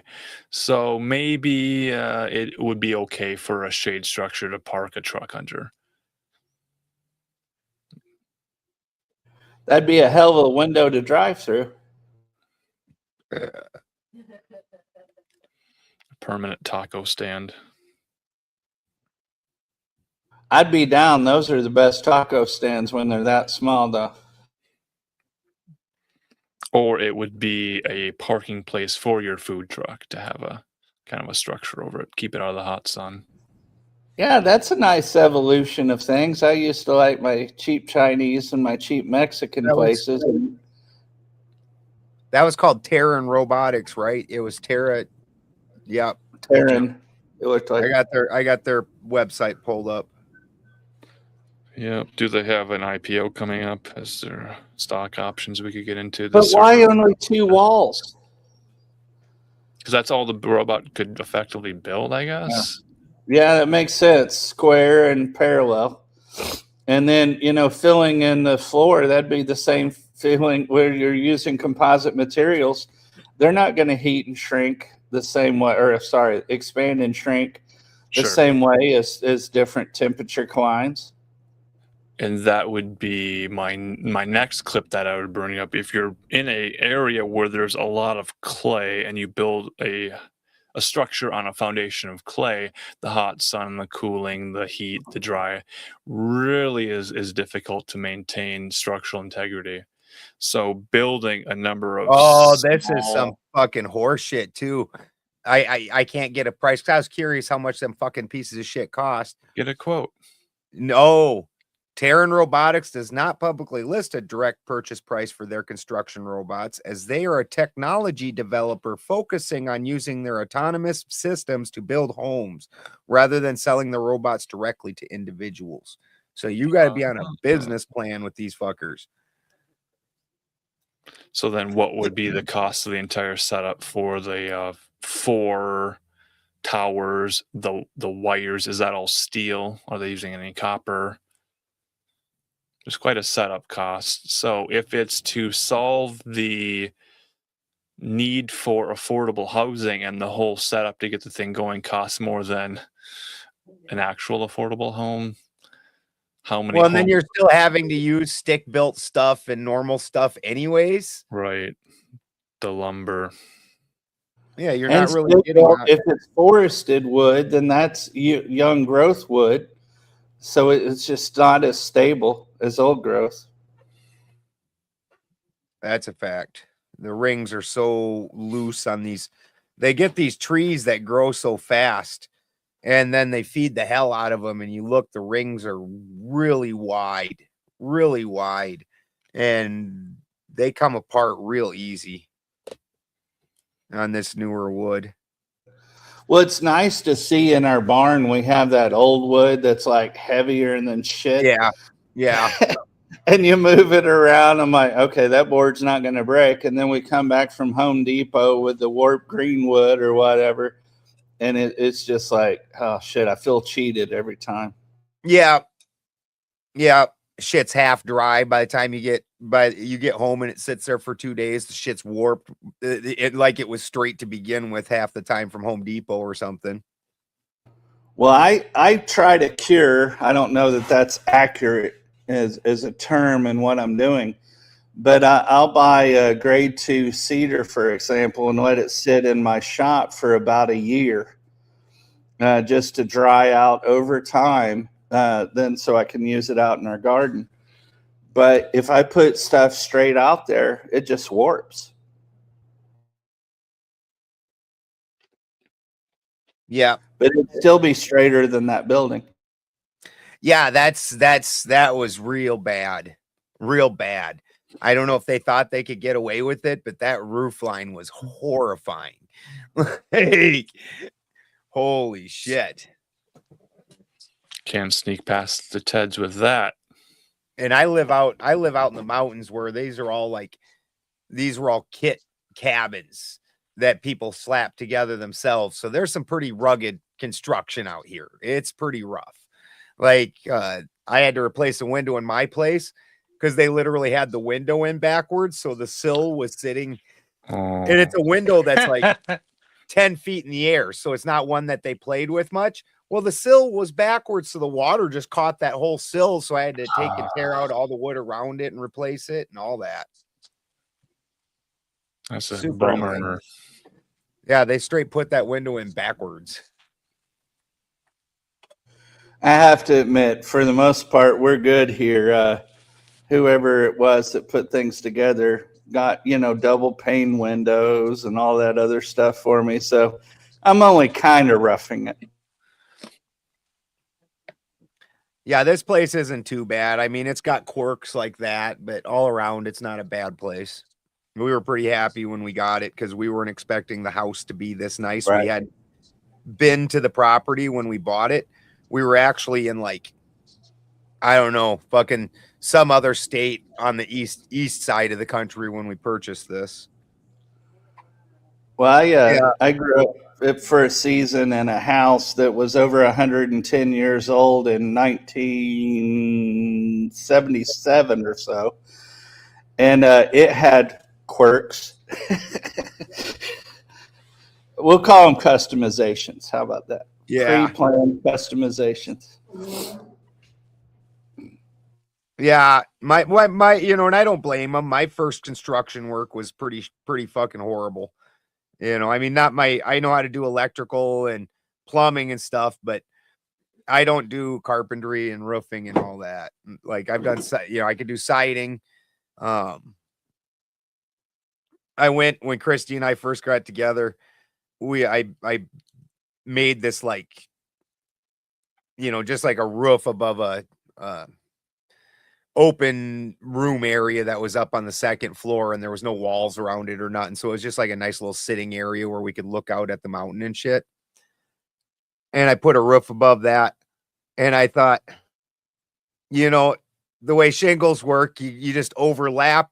You start at the bottom and then make sure it overlaps.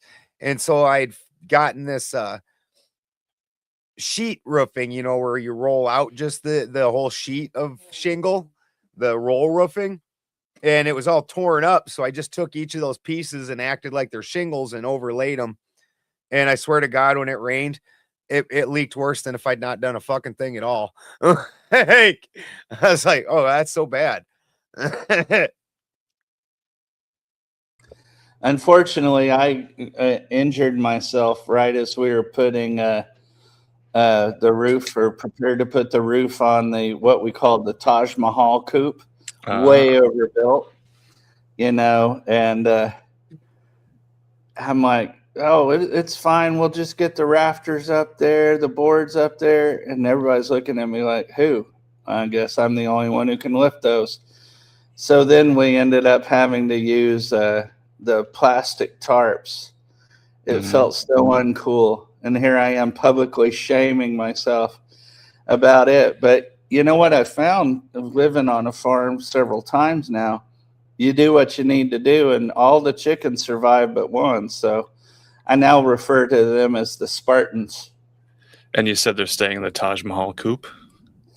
Well, we have to tear that down because I had allowed enough water to get to the base flooring. Everything here in Oregon molds the instant it sees water. I had treated the flooring. I just didn't have the time to put the plastic layer down and truly seal it. Everything from the bottom looks pristine, but from the top layer with the chicken processes and then the water, it actually bowed down about 1/4 of an inch, which is a floor. That's bad. Sure. Now, is that Taj Mahal coop, is that a 2-door setup?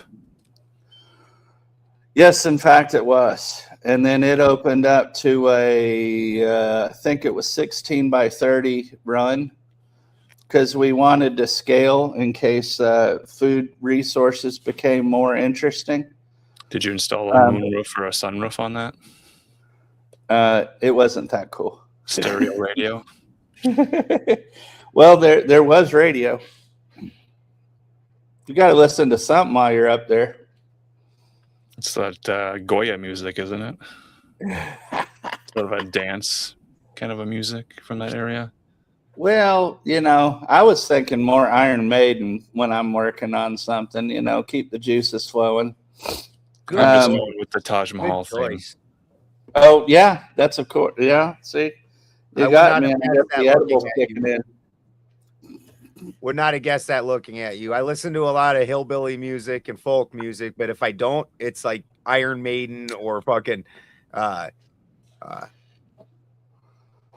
Manowar. I like Manowar a lot. Sure. Yeah, no, I like most everything. One of my favorite albums at the time was The Chronic when it came out when I was living in Long Beach. I think it's because I grew up for a season with musicians. So music was music. It wasn't a public display. And it's like, oh, that's got a good beat. That's got a good roll. I loved a lot of the rave, especially melodic trance. Just really had some deeply spiritual times with some of that without additional resources, because it's a good groove and you just keep going.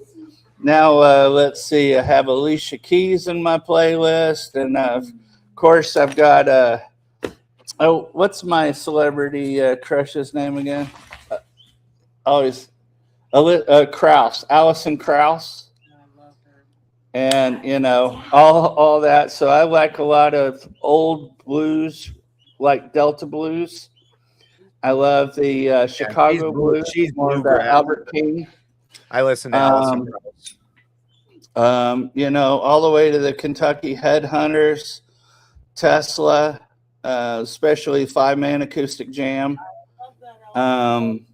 Yeah, I dig a lot of that music that's outside of the box. Some of it's in, but I like it outside of the box because they get you to think from a different perspective. Steve, are you here, Steve? Steve's the only one that can let you in, Jim. Steve's walking Gomez for a minute. And damn straight, Dan Hyman, Freddie Badger. We did hear that Gomez had some digestional concerns happening, so I hope that. Well, it is Cinco de Mayo. Yeah. Again, yeah. Found the taco stash a little bit early. It's all right. Music's important. Very important. Well, I started paying attention to more shit that was going on listening to Rush. Interesting. 2112? Yeah, all the way through. I think I really got hooked when Moving Pictures came out, but then I went back into their catalog and then forward into their catalog. They still were just producing solid music even when it wasn't as commercial. I don't know. I can't think of anybody who's too off the thing, but a lot of the music that I listen to, they are making a wink. Hey, yeah, I saw the chat. One does not simply listen to Rush. Yeah. But I like it when they have something to say. And then sometimes you just want to shake your booty. Yeah, that's why I usually listen to folk music. I like hearing stories and stuff. I listen to a lot of odd Northern European folk music. A lot of Scottish stuff, Irish stuff. You mean Appalachian? I'm just kidding. Definitely the same type of music for sure. Appalachian music. Yeah, I was sharing that with my niece. I'm like, you know how these old songs from Ireland sound an awful lot like the bluegrass? There's a reason. Yeah. Yeah. And what's the cultural connection there? Well, a lot of the Scots-Irish went to the Appalachian area. And Appalachia, if you're, was it north or south? It says it that way. I'm Tennessee and Florida, so I think that's pretty southern. I just remember it as Appalachian. But, you know, I think you combine the fiddle or the violin and the and the guitar with anything. I mean, that's bluegrass, Appalachian, and especially when it's the folk stories as well. But my favorite one is an Irish ditty, Dirty Old Town. Yeah, that Dingo, Dingo, My Little Armalites is Christy's favorite. That's Christy's favorite. Did you guys get into the Pogues or any of that? Any of the Pogues?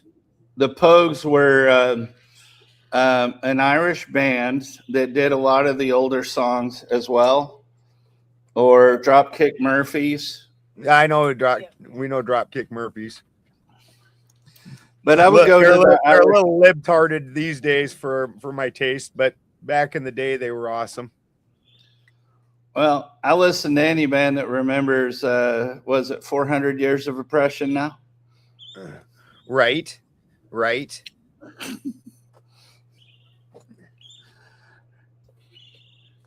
Oh, the Cranberries are good. I saw that in the chat.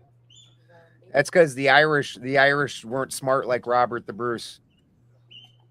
The Scots didn't go through that whole period. They got some freedom because Robert the Bruce took out all the enemies from the inside before he tried fighting England. Like you can't have danger at your back and at your front. It just doesn't work. Front war. Yeah, it doesn't work out. So Robert the Bruce was smart and went around, and all the Scottish lords that were sucking up to England, he got rid of them, and then he fought. Well, I'm still mad about that marriage. What was it? The Queen Mary, Queen of Scots, wasn't that the marriage that united the United Kingdom? Yeah. Because I'm still pissed off to be considered of European origin. Like, fuck them. Every time they came up to where my people are from, we kicked their ass. They went home. Don't call me European now. What about your heritage, Bennington or Alan? Did you guys ever trace your genealogies back to locales? Yeah, I'm German and Scottish. That's a pretty good mix for stout and hearty bodies and everything. I mean, I like that. Oh God, what's it? He died recently, I believe. The Scottish comedian. He was the. Oh, sorry, I've stopped reaching for things that I don't remember. But he said, you know how Scotland was occupied? There were some Irishmen, and they thought, hey, there's shittier weather up there.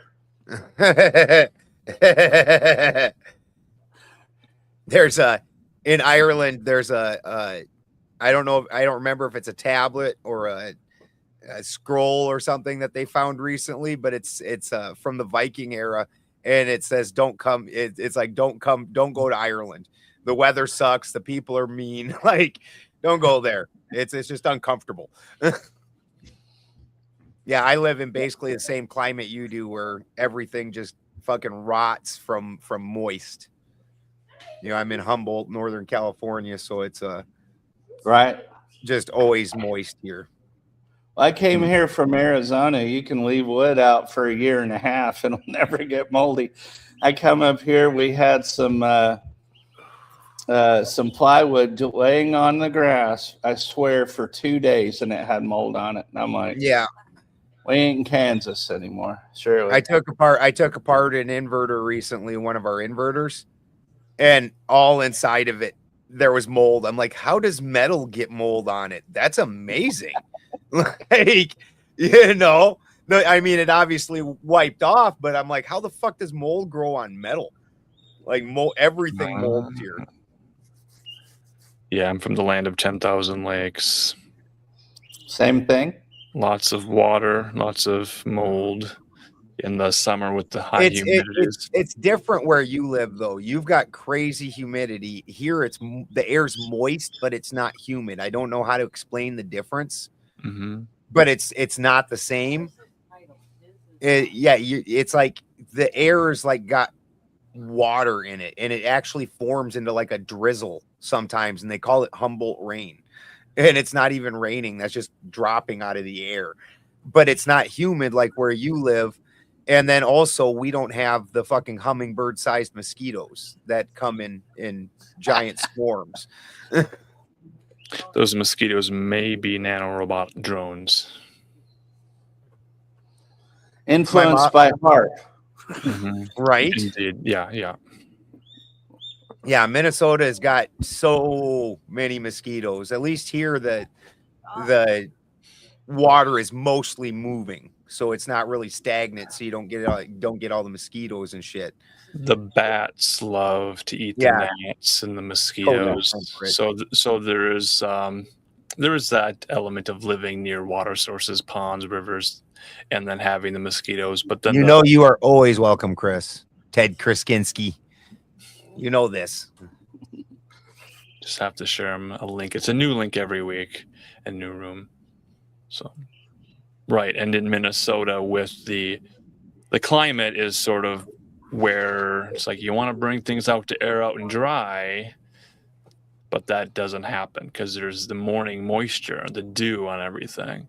So to have a time where like paper, books, these types of things, to bring them outside to sort through things, well, it could rain, like a flash rain in the afternoon, and then it's gone, or the wind picks up.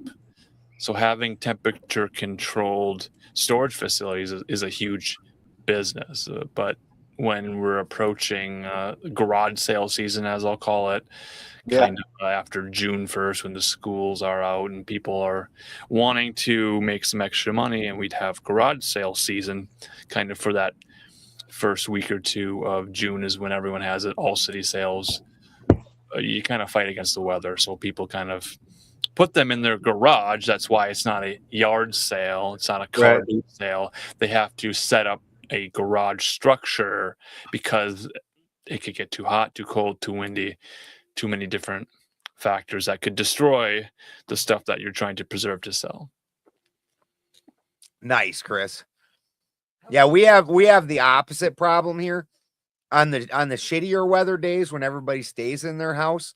Then rather than have yard sales, we have tweakers that come around and take your stuff and then leave other stuff, and they just kind of, they go on quests, and they sometimes they leave stuff behind that's useful for you, and sometimes they take your stuff, and it makes it interesting, right?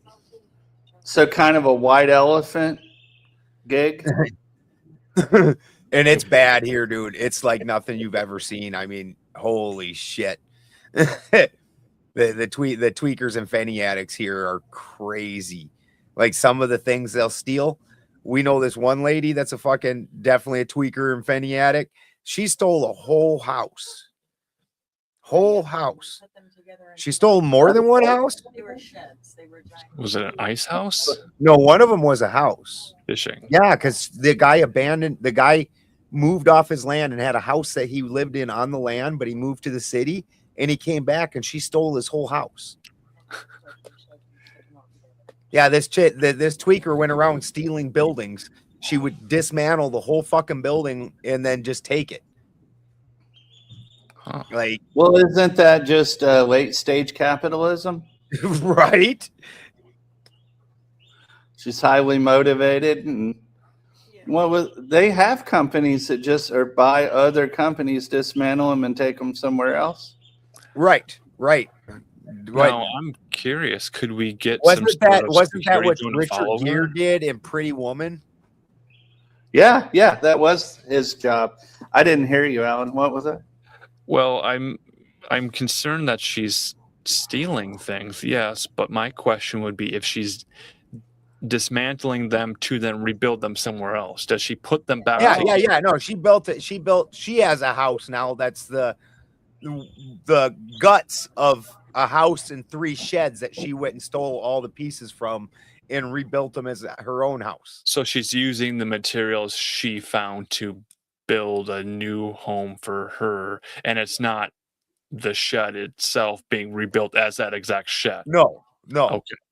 No, it's different. It's 3 sheds and a house put together into what she built as her house. Fucking dude came back to his land, and like his house is just gone. Like, what the fuck? You know, and it's not like it was a trailer home that somebody hitched up to and drove off. Like, this was a stick built home that they straight up is just gone now. Where did the home I guess it's amusing unless it's my house. Yeah. That'd be hurtful, and it's a shame how so many people are addicted. We don't have to be conspiratorial enough to believe it's like the other 3 waves of addiction that have racked our country. Well, I don't even. That's a good subject. I don't even know how to get out of that. You know what I mean? Like I'm myself. I live off grid. I homestead. I feel like all these things should be legal. Like I can have, if I had heroin or something around my house, it would wait until an emergency, where something came up, and then it would get used as you would normally use it. But I do also understand I can go to downtown Garberville, and there's more homeless people than there are people with houses. And those people do shit like walk around and air punch and yell at things that aren't there. And Brian one time was at the smoke shop, and this one was having a fucking disagreement with an invisible person about whether he should eat this unknown black thing that was laying on the ground. The wildest part about that story, the invisible person was the one saying, "Don't eat that." And the invisible person lost the argument, and the dude picked it up and ate it. Didn't even like further inspect it, just chucked it down. Was it a Jiminy Cricket on the shoulder? Don't know what it was. Brian was standing there watching, just fascinated the whole fucking time. As this dude has a full-on argument with an invisible person about, he's like, why shouldn't I eat it? Like, and then he'd sit there and hear something and then respond, and then he ends up eating it anyways. So the invisible person was not too powerful of an arguer. And you saw it was swallowed and not upchucked again? No, it didn't hang out with the guy. Wasn't just tasting it? No, he chucked it. Just downed it. Let's see what this does. It was basically legal to shoplift in California. The state is going through some weirdness that they don't really talk about on the media, where because of that, they fired that. Who was it that passed that? I think it was a city attorney, because it wasn't the entire state like that. It was only some areas. And the people who implemented that got fired, and they reversed that. And actually you can, well, the being able to not get prosecuted up to $1,000. And that whole thing got reversed. Actually, there's some really funny videos of people down south that were still doing the whole going to go in and just shoplift out of a store, and they got busted bigger than shit because they reversed that. And then weirdly enough, Gavin Newsom's a lame duck in this election. This is his last year of availability for governor. And fucking right now, there's 2 Republicans leading the race for governor. What's up, Jim? There's 2 Republicans leading the race. The Democrats, their leading candidate, their leading candidate was that Eric Swalwell. And that guy got into so fucking much trouble. Like, and he had to drop out. So now that Katie Hochul. No, they actually got this backwards. It was Katie Porter who was way in the lead, and then she had those 2 disastrous interviews. Yeah. And then Eric Swalwell jumped into the lead, and then he got exposed for being just a horrible, gross, grapey human being. And now there's some dude nobody ever heard of that they're saying is in the lead ahead of the San Jose mayor dude. And then Spencer Pratt bringing up. Last I saw, it was Porter was back in the Democrat lead. Last I saw, and they're definitely spending some money on her, and the establishment is trying to get behind her for sure. Who was it? Elizabeth Warren that just came up and did a photo op with her and all that, and then she even did one with what's his nuts, Willie Brown. She did one with Willie Brown a couple days ago. That's funny. Yeah. Wow. So did Kamala, as I recall. You're right. Right. That was Kamala's fucking red carpet into the political world. No way, Philosophy. You are not the only one annoyed that politicians are dumber than all of us. We are all very annoyed at that. The fact that even as a presidential candidate, two of the worst human beings in the country were expected to choose between these two fuckwads. There isn't a single person on this panel I wouldn't have picked before either of them. Me too for that. And I think the biggest thing, having lived in California, is when she extended the release date on prisoners so they could continue to serve as firemen. Yep. And Balderson, you're fucking higher than giraffe pussy, dude. Currently, it's between Steve Hilton and Javier Becerra. Yeah. Nah, Katie Porter's downstream, has been for a very long time. Yeah, since the fucking disaster. And yes, they're throwing money behind her. And yes, the establishment wants her.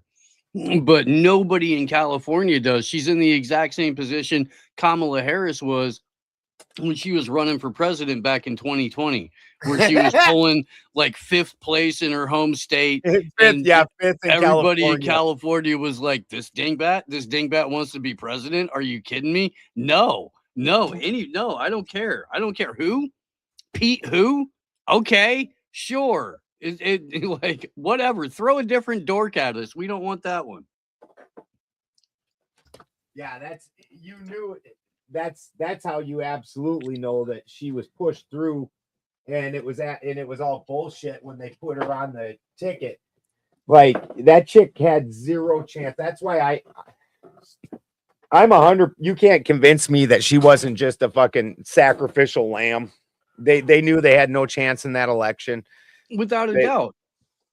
They couldn't have gotten the American right behind the creation of the technocratic prison grid under a Kamala Harris administration. It had to be Trump, and it had to be Peter Thiel's golf glove in JD Vance. That's, look at the front row of the inauguration. Look at everything that's gone on since then. Now Palantir has a $300 million contract to control the food supply at a point where they're like closing off American ranching and outsourcing all of it. And making big ag starved of fertilizer for the planting year this year. Not that I think you should have massive factory farming and rely on, third world nitrogen in order to fertilize it, but that's what they're doing, and there's going to be a huge impact for it. And did you see, Steve's, that like 20% of the potash comes from the Gulf that apparently isn't working so well now? Mm-hmm. Yeah. So, I mean, and it's, 100% on purpose, 100% controlled, but regular innocent people are going to be suffering as a result of it. And when they offer you universal basic income and, your needs are met as long as your social credit matches, a lot of people are going to jump for that. Yeah, my first batch of kids, my eldest was like, hey, this seems reasonable. And I said, just wait 10 years after it's implemented. You'll see the horror that it becomes. So what could I do with a handful of potashes? Well, potash is that a joke or the fertilizer? Is it a fertilizer? Yeah, I understand it. What is the potash? Well, potash it's a component in the creation of fertilizers. I just remember tracking it when I used to watch stocks, like I thought I was part of the system, and then realized that I can vote, that I don't, and I could play in the stock market, that I don't, because I'm really just watching the upper classes play. But I understood that potash was a component of fertilizer. I can look it up here real quick. Potash is kind of I get stuff. It's called liver, but I use it in making bronze sculptures, and it's sort of like a yellow, dark grayish rock. And you can break it up and mix it with water, and it oxidizes stuff like sort of to make a creative patina, to oxidize metal in like some pretty, It's like salted potassium carbonate. Yeah, it's potash is like NPK value. Potash is 0.0060 or something like that. Not phosphorus, it's potassium. Yeah. Yep. I use that at the end of season. It's when you want your big fruits to come out. Yeah, I was just saying it was necessary for fruits and vegetables. Yeah, that's your fruiting fertilizer. Yeah, you nitrogen heavy while you're in your vegetative phase, and the plant's getting bigger. But as soon as the plant starts fruiting, then you want to. Well, at the very first when it's fruiting, you go with a heavier phosphorus, and you still leave nitrogen in there, but somewhere after the first week or two of fruiting, depending on what you're getting, you want to cut off your fruiting or your nitrogen and switch to just a super heavy potassium. Well, we have a small arbor. I'm going to have to learn that. Fruits and vegetables I'm down with. I know how they work, but fruiting trees is new to me. And we have pears, apple, and I believe a peach tree. Well, the best thing I ever found for trees is smoke water. Yeah, like if you're making biochar, when you're making biochar and you quench it, take that water. Fruit trees love it, especially if you've got peach curl. Yeah. Because I imagine you're in a similar environment to us. You've got to have problems with peach curl, and that smoke water will cure that peach curl up real quick. We're definitely doing that. And I'm also treating my grow beds with milk intentionally left out until the bottle swells a little bit. So I'll leave about an inch or so in there and let that get going, and then put the rice water with it. It seems to lactobacillus. So we have we're creating new beds, and then like you're saying with the biochar, we have that. I hadn't heard of the water before, but that makes a lot of sense. Yeah, you catch the water that you quenched it with. Yeah. Right, Brian. And those fruit trees love it. Love it. And you're already using biochar, so you're already a step ahead of most people. That biochar does wonderful things. Yeah, we're about a month away from us not having no more burn days, which kind of sucks. Yeah, all the sticks and things that you want to get rid of. Yeah, June. I think it's June 1st here too. Yeah, April problem 26th? What the fuck? Wow. Well, Yeah, we didn't have a lot of water this year. We So you did, got but burn it came bans in coming soon. spurts. Like we had an early winter, and rather than November is usually when reliably it rains, enough to put out fires. And maybe you get it at the end of October. This year in September, it was fucking pouring. Yeah. Wow. Well, I just checked for us. Trees. So there's a Del Monte plant that they'd can peaches, right? Yeah. So they close a canned peach plant. Is that what we're reading in the chat from Well, Mr. that they're going to destroy all the trees. Well, okay. So what happens with this is as a man with nursery experience, meaning trees, tree nursery, arbor. Did you say the word was arboretum? Tree day, happy tree day. So having experience with retail selling the fruit trees, putting them in pots and then arranging them in a nice setting so people could walk by, and if they're going to spend $100 to $200 on a real nice tree, they want to look at it and they want to pick it out. We wanted to show that it was fruiting, so we try to keep the fruit, the apples, the pears, on the tree. Now the issue with that is it's a small young tree. The fruit grows heavier and it'll weigh down and snap the branches. If it gets too heavy, it'll snap the young branches. Or usually what happens is now there's free food available for rabbits. A lot of bees love the sweetness of the fruit, and especially deer will walk by and just chew it all out. So to keep the retail area away from all the animal traffic was one thing. And then when they purchase their tree and they go home and plant it and they only have one, if you don't have a pollinator, well, then you're not going to get it to pollinate. So they have to have multiple trees. And then the final concern was they didn't want to ever prune it or cut it. Right. So the thing would grow so tall, and each year it would grow taller and taller and taller. So the fruit would be at the top of the tree. And then unless you had a large stick to shake the tree to try to catch the falling apples, it became an issue where it would bear the fruit, but the fruit would get too big or unreachable, or you'd have to have a ladder types of things. So if you're building a fruitery or a food forest, you need to make sure that tree is kept short so it doesn't grow taller than, say, 8 feet or something. But if you let it grow, it'll grow super tall.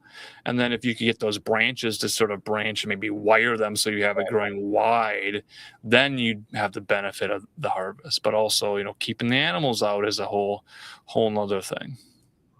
Here, it's not even deer and all that. That's the annoyance. You have some nice fruit trees. Bears are coming. They don't just take the fruit. They will fuck your tree up too. I had a real nice orchard over in Redding, and I had a bear just come through and just demolish it. Left the fig trees, though. Good to know. So Del Monte went bankrupt last year, Ted Allen. Oh, is that why they're taking down the trees for water? Yep. Okay. Yep. Divert all that peach tree water to data centers. To avocados. Or Nestle. Yeah. I remember in California that Nestle had gotten some indigenous water rights. Mm-hmm. I'm sure they've acquired even more by now, because you drive along the 5, there are so many dead farms because of the little fish that needed to make San Francisco wet. Mm-hmm. I don't even believe the fish was indigenous. I don't recall. The smelt. Right. Yeah, while everything molds here, and that's super annoying, food grows everywhere here, and there's water just springing up out of the ground everywhere. There's a spring right on my property and like three different creeks on my property. We have a legally recognized reservoir on our property. That's why we have so many birds stop by, and deer and elk.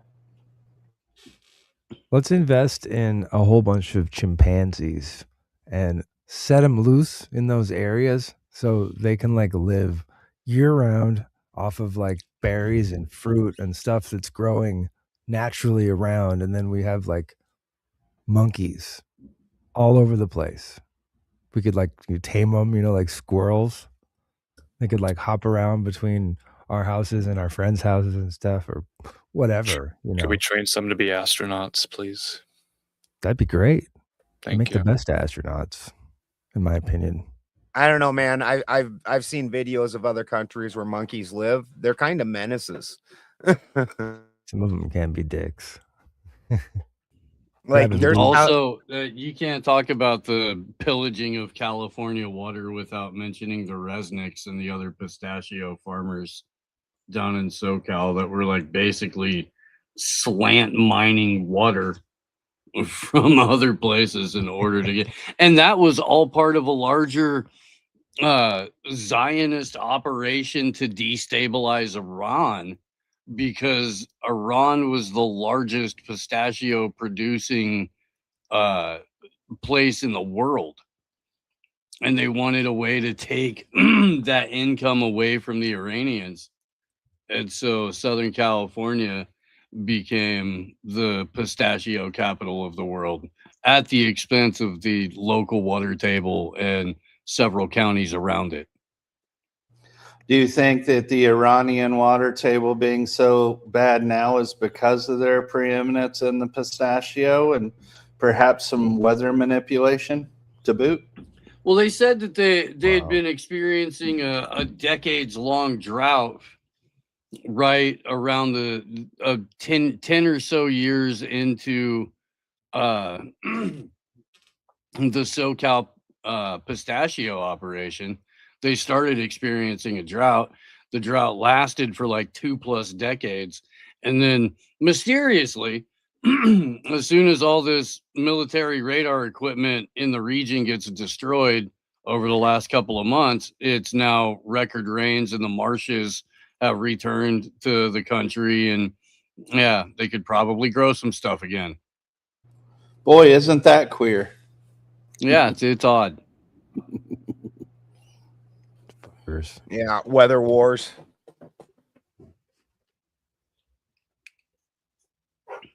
No, Yeah, there are a lot of people who stay in power and affecting different things. They can work on time scales of 10 years easily. Well, Have yeah, you guys had when those you're Dubai talking chocolates? No. I No, have I've, not. I've heard it's fantastic though. Yeah, They're I've very seen them in the expensive. store I've seen them in the store here recently, and seen people talking about them, but they want like $20 for one of those fucking things. Hell no. They're good. I had one, but $20 good. I mean, that's a different story. It's just stuff full of pistachios.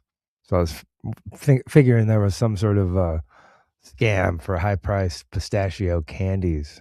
Somebody's laundering what some money. the scam is to take over the conversation on the internet as far as search engines go, because the Dubai human toilet parties were just starting to get exposed.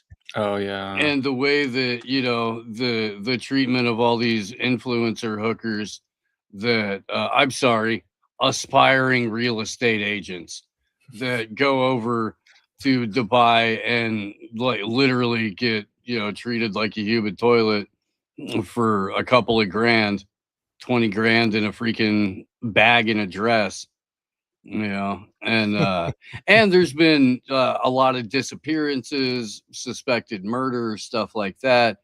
And just as all of this with documentaries coming out, there was an explosion on the market of Dubai chocolate. So anybody looking up casual information about Dubai or trying to like find out information about Dubai would be flooded with Dubai chocolate stuff. That happened around the time with BLM, standing for the Bureau of Land Management and or Black Lives Matter, and they were doing the blackout thing. As the BLM, the land management guys, they were restructuring, they were making some new deals. There were some very interesting things happening. So in the much news. worse than Black Lives Matters. So much worse. Yeah. Yeah, the BLM has basically been giving carte blanche to just take land in all the states. Just do what the fuck they want.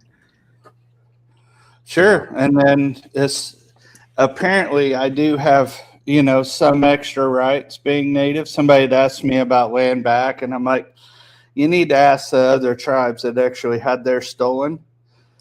But I can go on to BLM land and get stuff for ceremony, for example. But what I see out there, what's that? Alan? Indigenously? Yeah, and I just go, it's ceremony. It's protected by federal law. Boom, there it is. And I've not had a problem, either harvesting different things or rocks for ceremony or whatever. But what I have seen is so much of it is commercialized in one way or another, including logging and these other things that destroy those habitats. I mean, you see the marketing movie about the logging and how clean and fresh and everything it is. Well, it's not only the trees, but it's the watersheds below those trees that are drastically damaged each time they clear any of these forest areas. And they say, well, this is managed by X, Y, and Z. But I don't know. Sorry. Yeah, It pisses me. Wilhelm Reich proved that. And with his work on water, where he showed that you pull the trees, the water just goes. He did it. And have you seen the one? I'm sorry, the high's hitting me. Remember the one about the wolves being reintroduced to Yellowstone and how that healed that biosphere? Yeah, that's powerful stuff. And we just don't want to acknowledge that, or people, moneyed interests don't want to. Now, the one that I don't care for much, and I don't like this idea overly. They're talking about reintroducing grizzlies in Northern California. And black bears are annoying, but not particularly bothersome. They're really more of a fucking like a giant raccoon or something, They're really more annoying. They aren't really there to fuck with you. You go out and scream, you go out and cuss at them a little bit and they'll run away.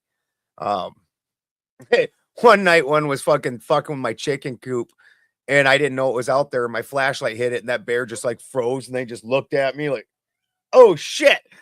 Hey, oh man.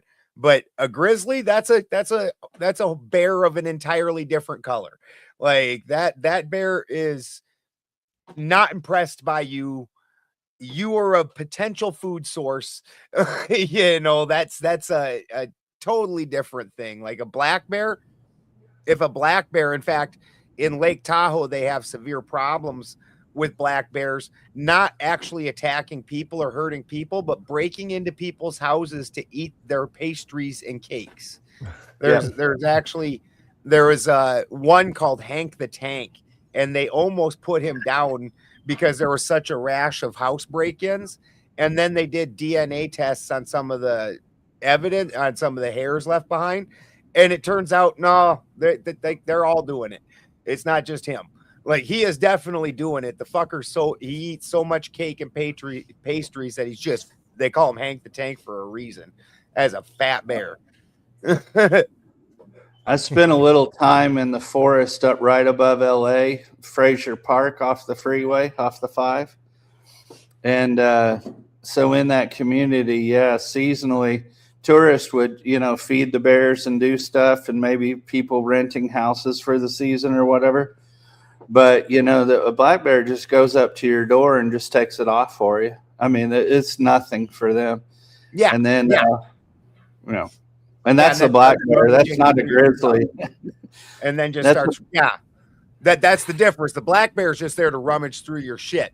The grizzly is more powerful, bigger, and meaner. Like, he might actually want to fight with you. It makes sense, and I could see why humans would not want to reintroduce grizzly, because I don't recall that grizzlies and human overlap too well together. No. I mean, what's that guy who says, I talk to bears or whatever? Well, he got really in touch with the bear one day. And I don't mean to shit on people, but come on. They're live, they're wild, and they have a different agenda. And it's cool, and we need to respect that. but Well, moving them in right next to where your farming was chickens or was it alpaca and Yeah. chickens, that'd just be a lunch. yeah. Would somebody Well, and- please genetically engineer a grizzly bear chimpanzee? Ooh, I want a Why? I want a bear monkey. I like these chimeras. Yeah, like the island of Dr. Moreau, the early version. Absolutely. But we should have like tons of them, like tribes of them. Just make a bunch of them and drop them all over the place. A grizzly bear crossed with a monkey sounds scary as fuck, Jim. Definitely.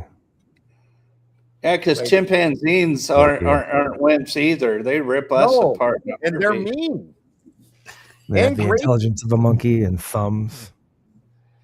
The intelligence and strength of a monkey and the fucking also insane strength and jaw power of a grizzly.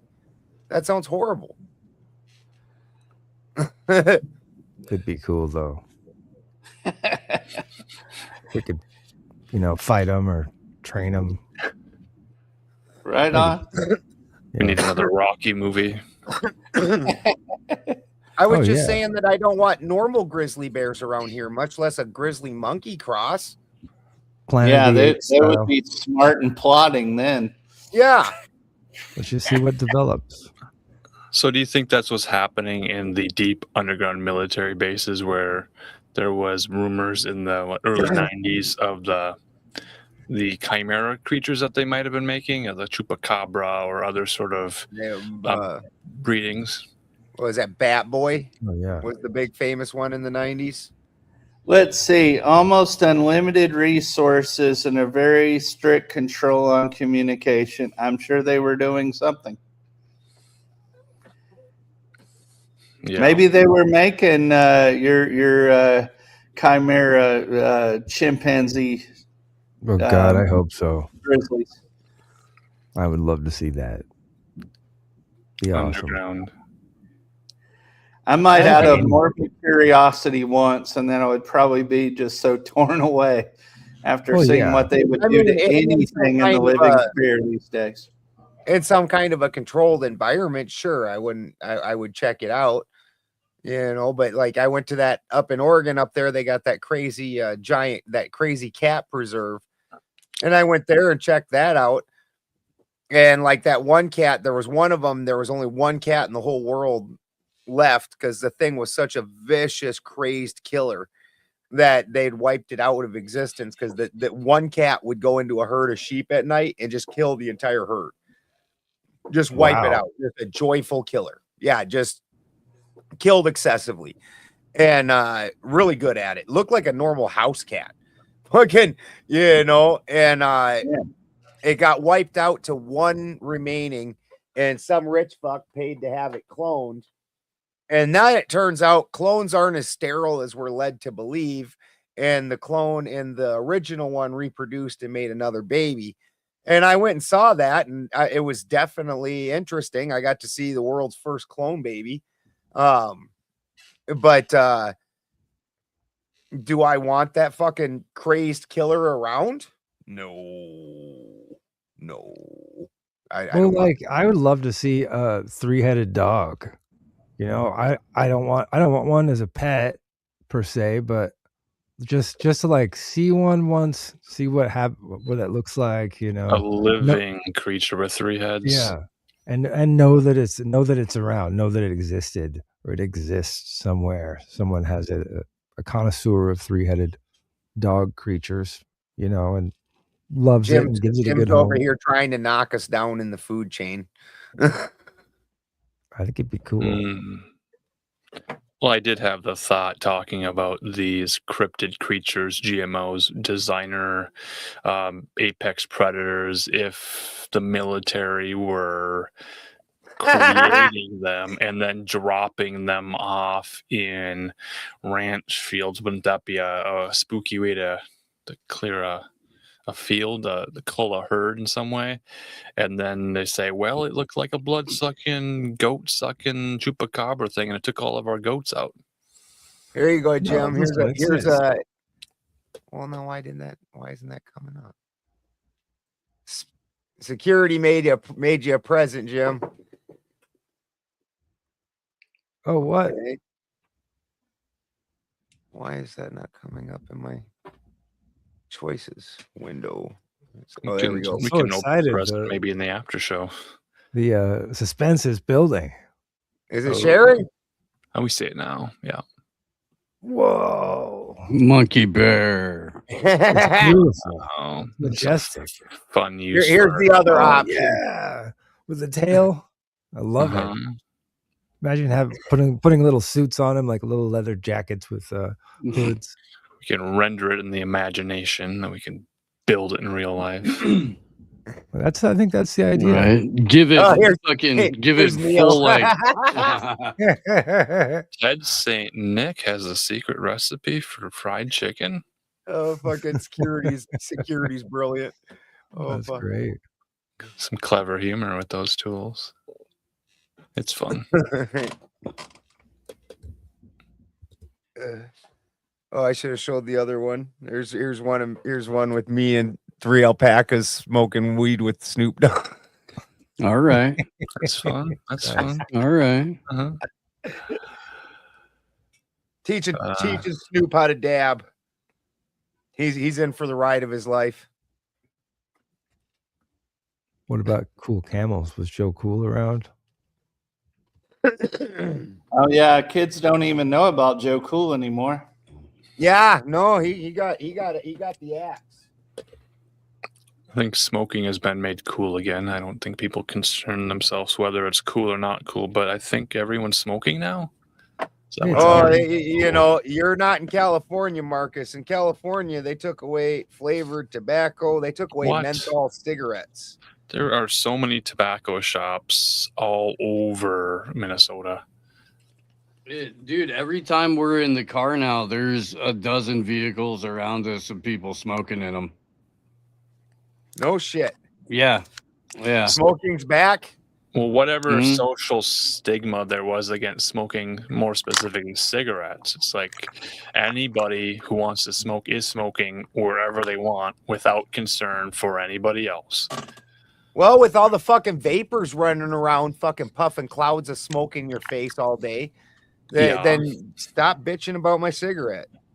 Well, it might have to do with the purse strings tightening, the levels of stress and cortisol higher than ever, and people are just, I don't care. I'm just trying to get through my day, and if a cigarette helps me get to the post office, to mail a letter, to go to the bank, to get a money order, all these things, people are not caring anymore. They're not playing by the social mores of polite, high trust civilization. They're like, whatever, government doesn't care about me. I don't care about anybody else. Just looking out for my own self here. So I think it's going to be a real crazy summer. See, this is why I didn't stop smoking, because I never gave a fuck, and I just enjoy smoking. Yeah, there was a movement at some time where people were trying to quit smoking or give up the habit or break the addiction, and a lot of those people are going back and having a little bit of pleasure from it, I suppose. Wondering why they tried to quit in the first place. Goddamn, you're gonna start smoking again when it's like $15 a pack? Mhm. Like, holy. Hey, I was a 2-pack a day of Newports, so you know we're not even talking a gentle ride.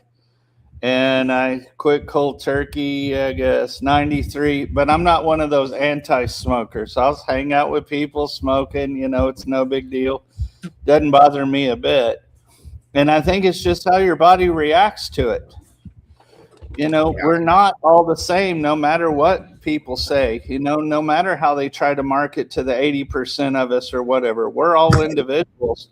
And I wonder, Alan, if the disregard is also because of the disregard of people who would have enforced such rules, regulations, overreach, whatever it was about not smoking. I wonder if they're not, well, you know, shit, this is all broken. It's just not working. It ain't worth the juice. You know, smoke your ass off. But at That's least what it's I'm not saying. kids. I hate when kids are puffing on those things like a pacifier walking around all day. These Well, cost, when you these start cost smoking, 21 over here, but that's what I'm saying. Fucking, and it tells you that it's bullshit on the pre-rolled cigarettes, the cost on them. Yeah. Because a fucking pound is $21, and everything in Humboldt, California is more expensive than anywhere else. And that pound lasts freaking a month. Like, you know, and smoking about the same amount as I did, you know, where you're smoking a pack a day, that's $15 a day. That's fucking, you know, wait, that's what, 70 plus $105 a week. Like, well, definitely. There are people online now rolling their own cigars. I mean, you can scratch that itch in much healthier ways. I was actually considering adding a little bit of the nicotine. Was it Sin or Kin or something that was like a little chew pouch or whatever? All those Zins. Oh yeah, we know about American. Marcus knows all about the Zins. Oh, are they as bad as they sound? Oh, I've just been tracking the appearance of the lip pillows, whatever they are, in different as an advertisement. The advertisers are paying large amounts of money for people to stop their show to talk about the benefits of putting in a little nicotine under your lip. And I think Tucker Carlson has his own company where the whole Tucker Carlson show exists because he's selling tobacco to his listeners. And then there's another one competing with it. So having a period of time when advertising tobacco, cigarettes, Joe Camels, that stuff was not allowed. But now on the internet, they're like, here's the thing. Zoomers are the Columbus generation. They keep discovering things, and they've discovered tobacco. And Tucker Carlson is selling everyone, including young people who have never tried tobacco. He's saying, hey, you know what? Try this. See how it feels. You're going to like it. It's like all the anti-tobacco from the 90s. There was like a generation that just didn't know about tobacco, and they're like, here, kid. Well, have some tobacco. The public service announcements were telling kids that tobacco is an addictive substance and that there are more harmful effects caused by it, so please don't start. And now all of the public service I don't hear any public service announcements. I don't see Mr. Yuck stickers telling kids not to put Tide Pods in their mouth. Like all of the safeguards, the rails that we had. Was that a real thing, do you think? The Mr. Yuck stickers or the safety No, pod? the Tide Pod. Kids eating Tide Pod. It was a real thing in terms of people doing the challenge, recording the video, and then posting the video online. So the challenge was, I dare you, I double dogged, I triple, double dog, quadruple, I don't know how math works, but I just dare you, and your mother's fat, so take a Tide Pod challenge. And there were people that went to the hospital and didn't do super good after the Tide Pod situation. They really ate the pods and they so they weren't eating them for pleasure. They were just eating them straight up for like an internet gag type thing. Yeah. I feel like it's there's a group putting those thoughts out there, like, oh, let's eat I dare you to eat a Tide Pod, and like it's like the stupid test. Well, there would be a story arc as well. Do it. Yes, Gemsworthy. So then after you record yourself ingesting the Tide Pod, swallowing it, showing everybody you swallowed it, putting your tongue up, it's not my cheeks, I swallowed the tongue.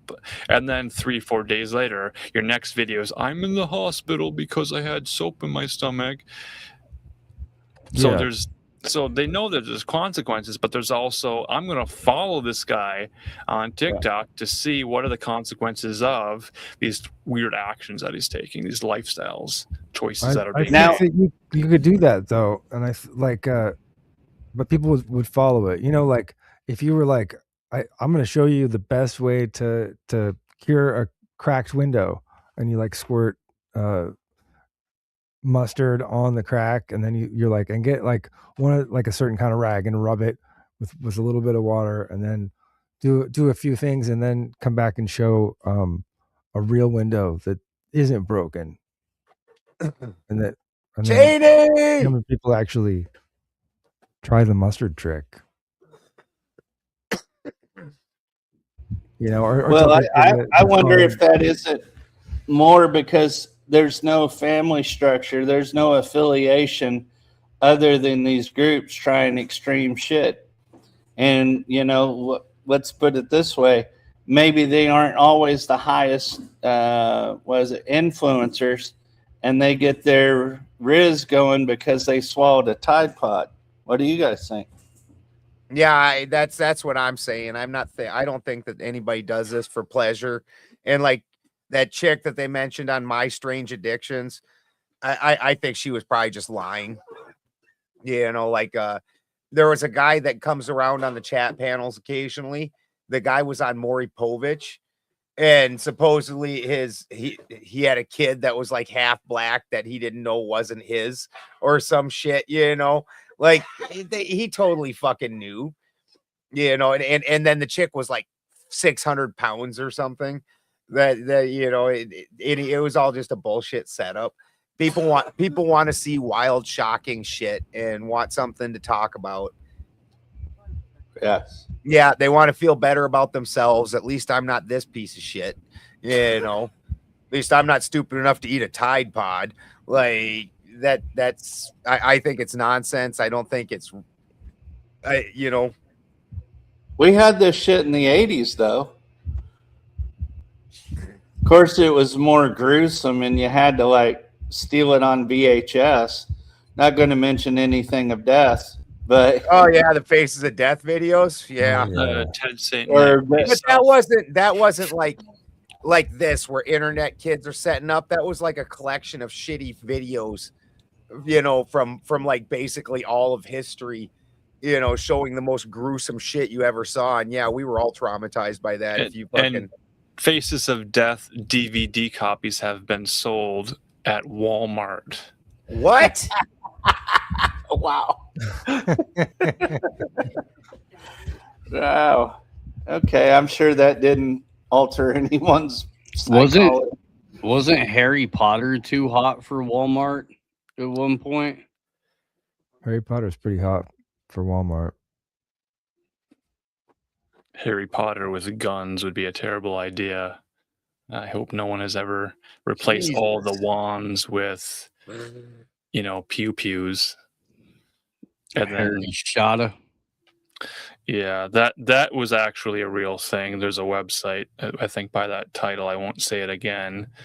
And they ultimately said that it was about awareness of the issues around it, to say that, you know, violence caused by wands could be attributed to other weapons that could fire, you know, like a wand would fire a beam of magic energy or something. But in real life, we have high-speed metal flying out of barrels, this type of thing. But it was quite funny as well to see all the effects replaced by actual drive-bys and lights being taken out because, you know, just all sorts of fun effects made. But, you know, warn a brother if you see a violation of an intellectual property. Oh, naturally. Mhm. Just like that FBI warning that went across all those videos that we saw. Yeah.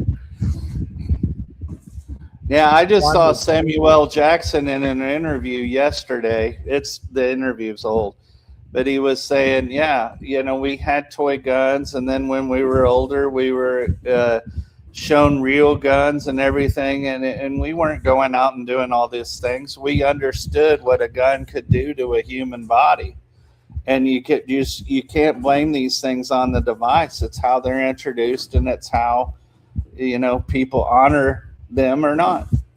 Yeah, when I went to high school, freaking half the vehicles in the parking lot of the high school were pickups, and of that, 90% of the pickups had a gun rack in the back window with guns hanging right there. Trucks unlocked, keys are still in the motherfucker. You know, and hasn't anybody got shot at that high school ever? Never been a school shooting. Now, going to that nice tender subject of school shootings, do you think that there's any correlation, wink, wink, between the increase in SSRIs and other mental challenges and the increase in school shootings?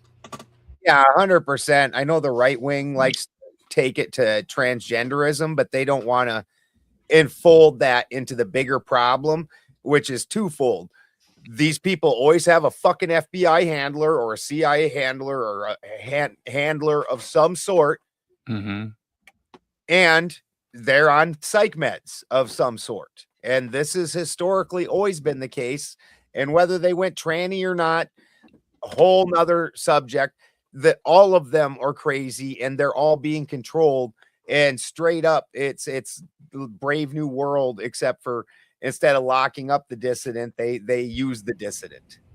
Now, Michael Jackson, after his autopsy, I think we knew what he had for lunch. But somehow with these events, we're not sure of anything in the tox panel for these young people. Do you think somebody might be hiding the strong correlation? The toxicology. Yeah, toxicology thing. Yeah. 100%. Yeah, Discord servers as well. That's a question mark. Well, yeah, the commonalities throughout SSRIs are common. Prior contact with the FBI is more common, and prior contact with the FBI and an increase in online chat room activity is most common. Put all three of them together, and it's like the perfect recipe for your, Build-A-Bear mass shooter. Almost like they're being steered. Yeah. Yeah, it's straight up 1984 style. Only instead of at the end, they don't arrest them. They have them go do the activity because, they need to have the results that they want. Yeah, I definitely thought all of that was a little bit much to believe that it all was happening as it was presented. And I wasn't as familiar with the other contact before. But when the stories come out so fast, it's pretty obvious that there's been prior engagement. Every time we end up finding out that they had an FBI handler that they'd been chatting it up with, then there's other oddities that you really can't explain, like the Columbine kids, how two fucking losers with nobody supporting them and no jobs get freaking weaponry that most people can't fucking touch. Where did you get these supplies from? How come each one of these kids seems to have availability to things that your average kid doesn't? Sure, I had a fucking 243, and a shotgun when I was 18, but that's entirely different. That's like $500 worth of guns. Well, back then it was. Well, I want to know who gave those boys a camcorder to record their activities looking cool around town, and how did all of that footage become public footage as B-roll every time they talked about it? Like voice to skull technology and SSRIs totally manipulate somebody into this. I mean, let's look at just the domestic terrorist program, where I don't remember what newspaper it was, but there was a big report where they went in and investigated something like 25 domestic terrorist groups, and it turns out 19 of the 25 was basically all three-letter agency people. And that then was the LA Times, and it was 2019 when that came out.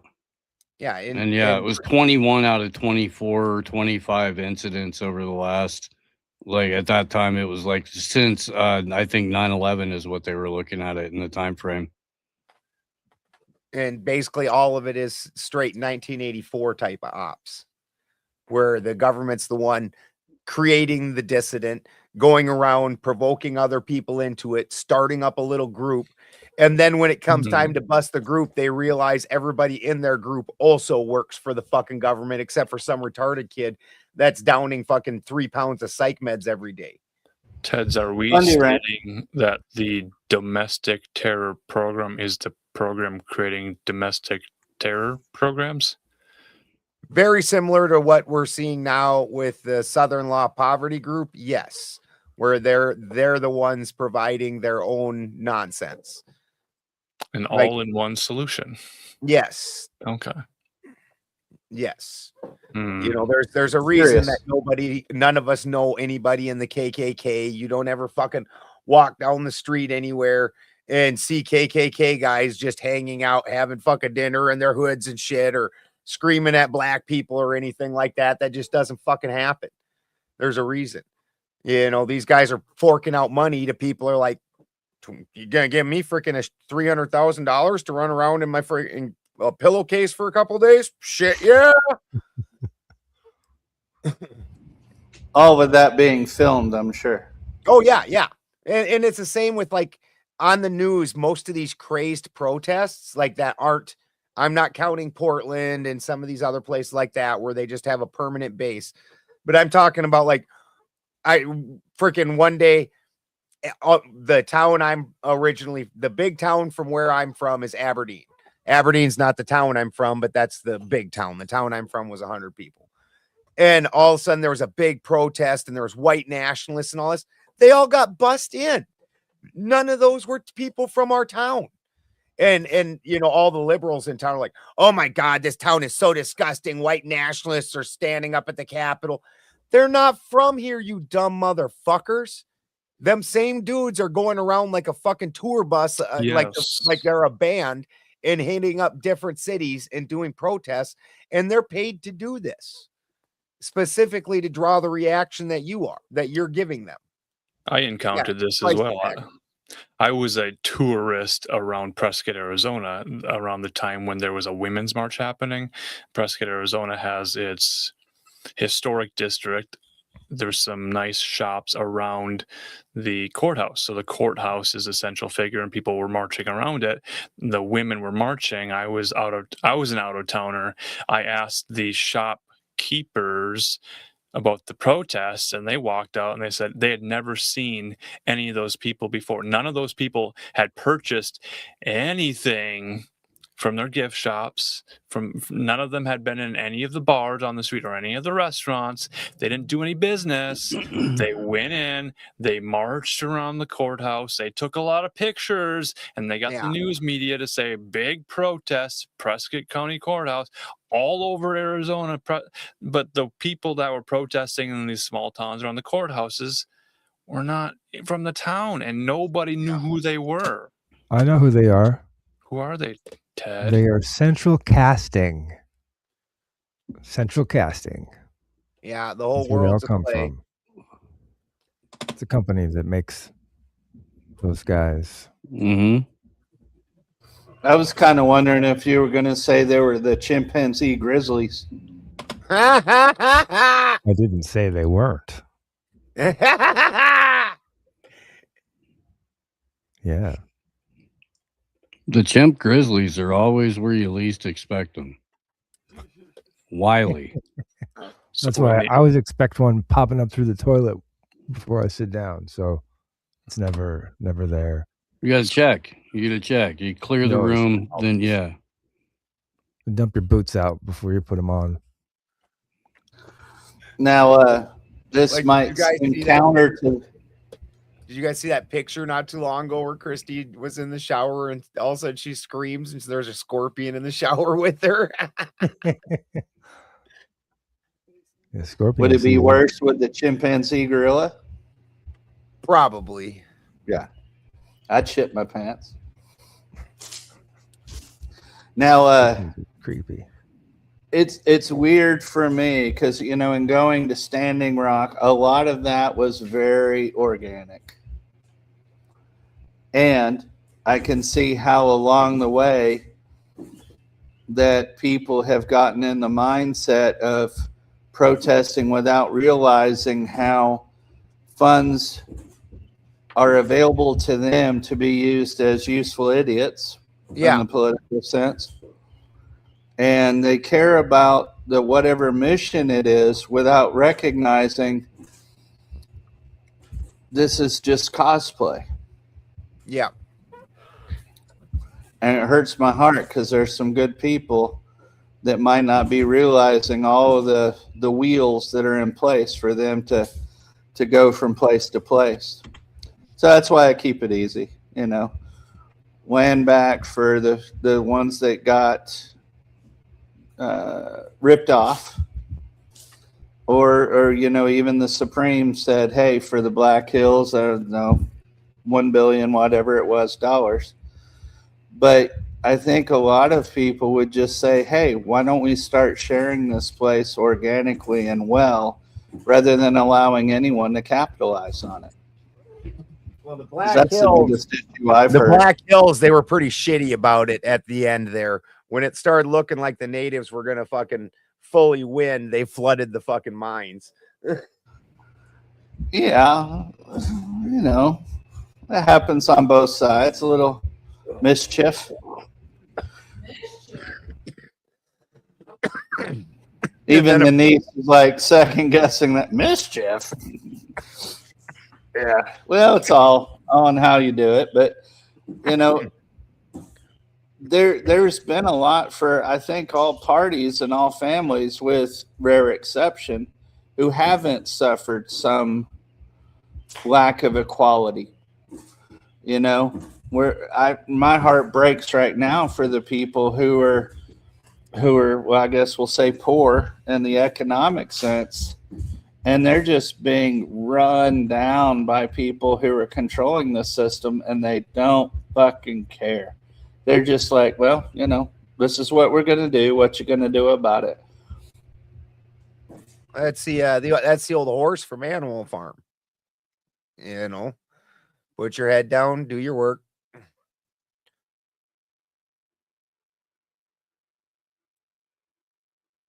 But I think this younger generation got to see what the older generation earned with that.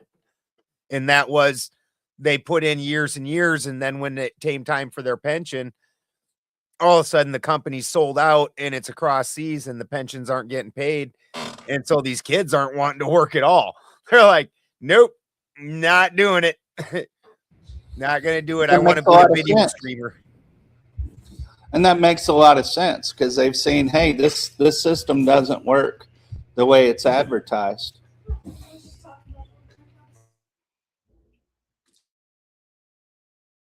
And by the way, in the chat, I see people that, I'm certain that there's protest ads in Craigslist. I'm sure there are insincere people. That's not my thing at all. I absolutely agree with that. But there are sincere people as well. And I think you can just tell, like you were saying in Prescott, those people never heard of that before. They're busting. Well, what's the point? It's a very small town, but kind of important in Arizona, and it's easy to fill up a street. Yeah, and the politics of Phoenix are not the politics of the old Wild West, and having the world's oldest rodeo continuous in the Prescott area, that brings in a lot of positive people who want to see the history of the cowboy and all of the events combined with that sort of lifestyle. And those people do great business. They go to all the stores, all the restaurants. They really bring in capital and an influx of new money to keep that town going. What was frustrating was to see that the protesters were not bringing any finance. They were just bringing complaints and spreading, I guess, some viral ideas of what was the Women's March even about. I don't know, but now the local paper has to write about it and recognize that there was a women's march at the courthouse today. It was a peaceful protest. What were their demands? I don't know. What was the purpose of it? I don't know. But if you go and try to answer that question, you might have seeds of ideas planted in maybe some of the young women in that town are like, women's march, women's rights, female liberation, third wave feminism. Why not fourth wave and fifth wave? Let's go further with it. This type of thing. But that really disrupts the stability of a stable town and culture and that sort of thing. And that's kind of where globalism brings all the world's problems to my doorstep, and now I have to have a position and I have to have a concern, and I have to fly the right flag in alignment with being on the right side of history that they're hoping to achieve with all these goals. Well, you may have heard me on another pod, but I was like, fuck it, kill him.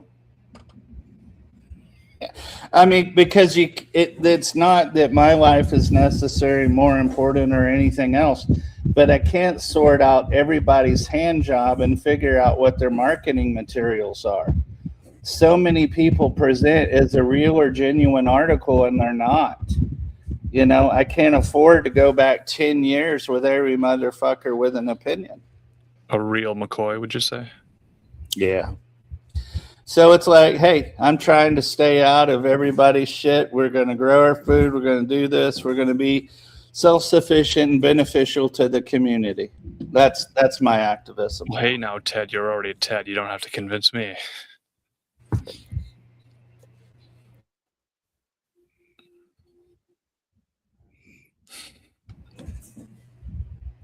Cheney says the feminists had 2 fucking jobs: keep men out of our toilet in women's sports, and they failed miserably. Yeah, that shit's wild. That shit's just been a wild ride to watch. And I was originally Oh, go ahead, please. I guess the Women's March was happening around the time of Orange Man Bad being a Republican president, this type of thing. So to then march around in cities around the world, encouraging women to run. Well, for the part office. that you're leaving out of it wasn't just Women's March; it was the nasty girls. Yeah. You know, so it's not like these were fine, upstanding women, you know, that you know were very well mannered and talking like it was the whole nasty girls thing. Was it immigrant women? Yeah, I love the Jim Brewer bit where he was like, remember the Women's March? It's like weird how they all knew what a woman was back then. That's true. Did you hear what Elon said about it? Immigrants doing World War XI. They brought in the immigrants to do World War XI. Okay. And she's still fighting with her brother every day in Minnesota. You put her in front of a camera, they love it. They love to share the Ilhan Omar clips. So it's sort of weaponized against. You get a woman in Minneapolis, St. Paul, Minnesota. Well, there she is. There she is. And are you happy we put a woman in power? Here she is. Be happy. Be happy you got Ilhan Omar. Oh, she's not white enough. She's not Christian enough. Oh, cry harder. Run some more women. Bring some more women to the polls. Vote harder. That'll help. Women's sports? Sure. WNBA? Pay them more? Sure. Toilets? Unisex everything? Sure. Okay, whatever. When I'd go to the San Diego arena, it was the Murph back in the day. It wasn't uncommon for women to just jump in the men's line, and some of them would drop trout just right over the urinal basins that we had, because in the end, people just need to go pee. But when there's always this thing about scoring points against an imaginary or self-created opponent, then it becomes all about the winning. It's no longer about the actual issue of true safety, in my opinion. Yeah, and I think that's what we've seen, where people just want to punish the other guy, just make the other guy miserable, even if it's a giant turd in the punch bowl they're all drinking from. And that's just not great for everybody.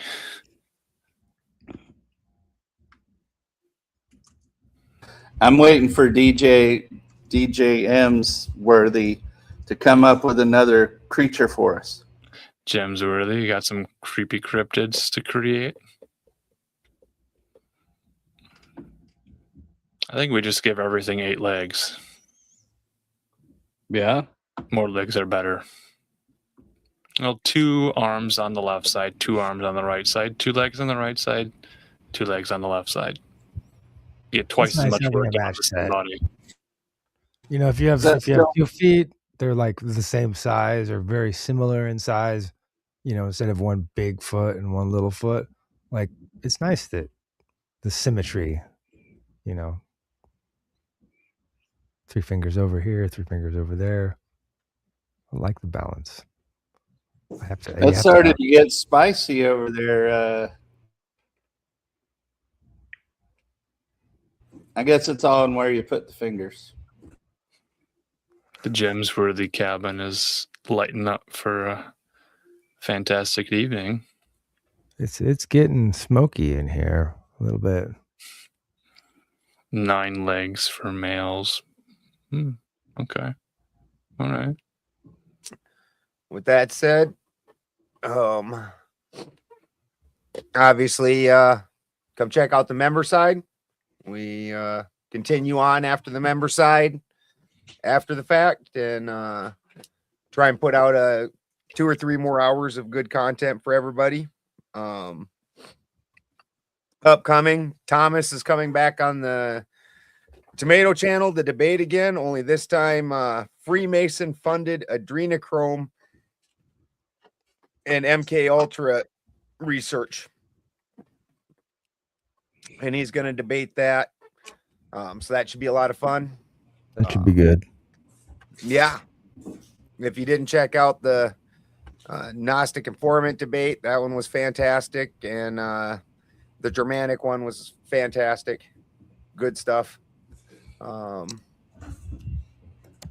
Anybody else? Yeah, alanmarcus.com. It's a real web page, and there's information and finding out where to find the members only stuff. That's good information. Use that resource wisely and often. Sparingly. Good stuff. Yeehaw.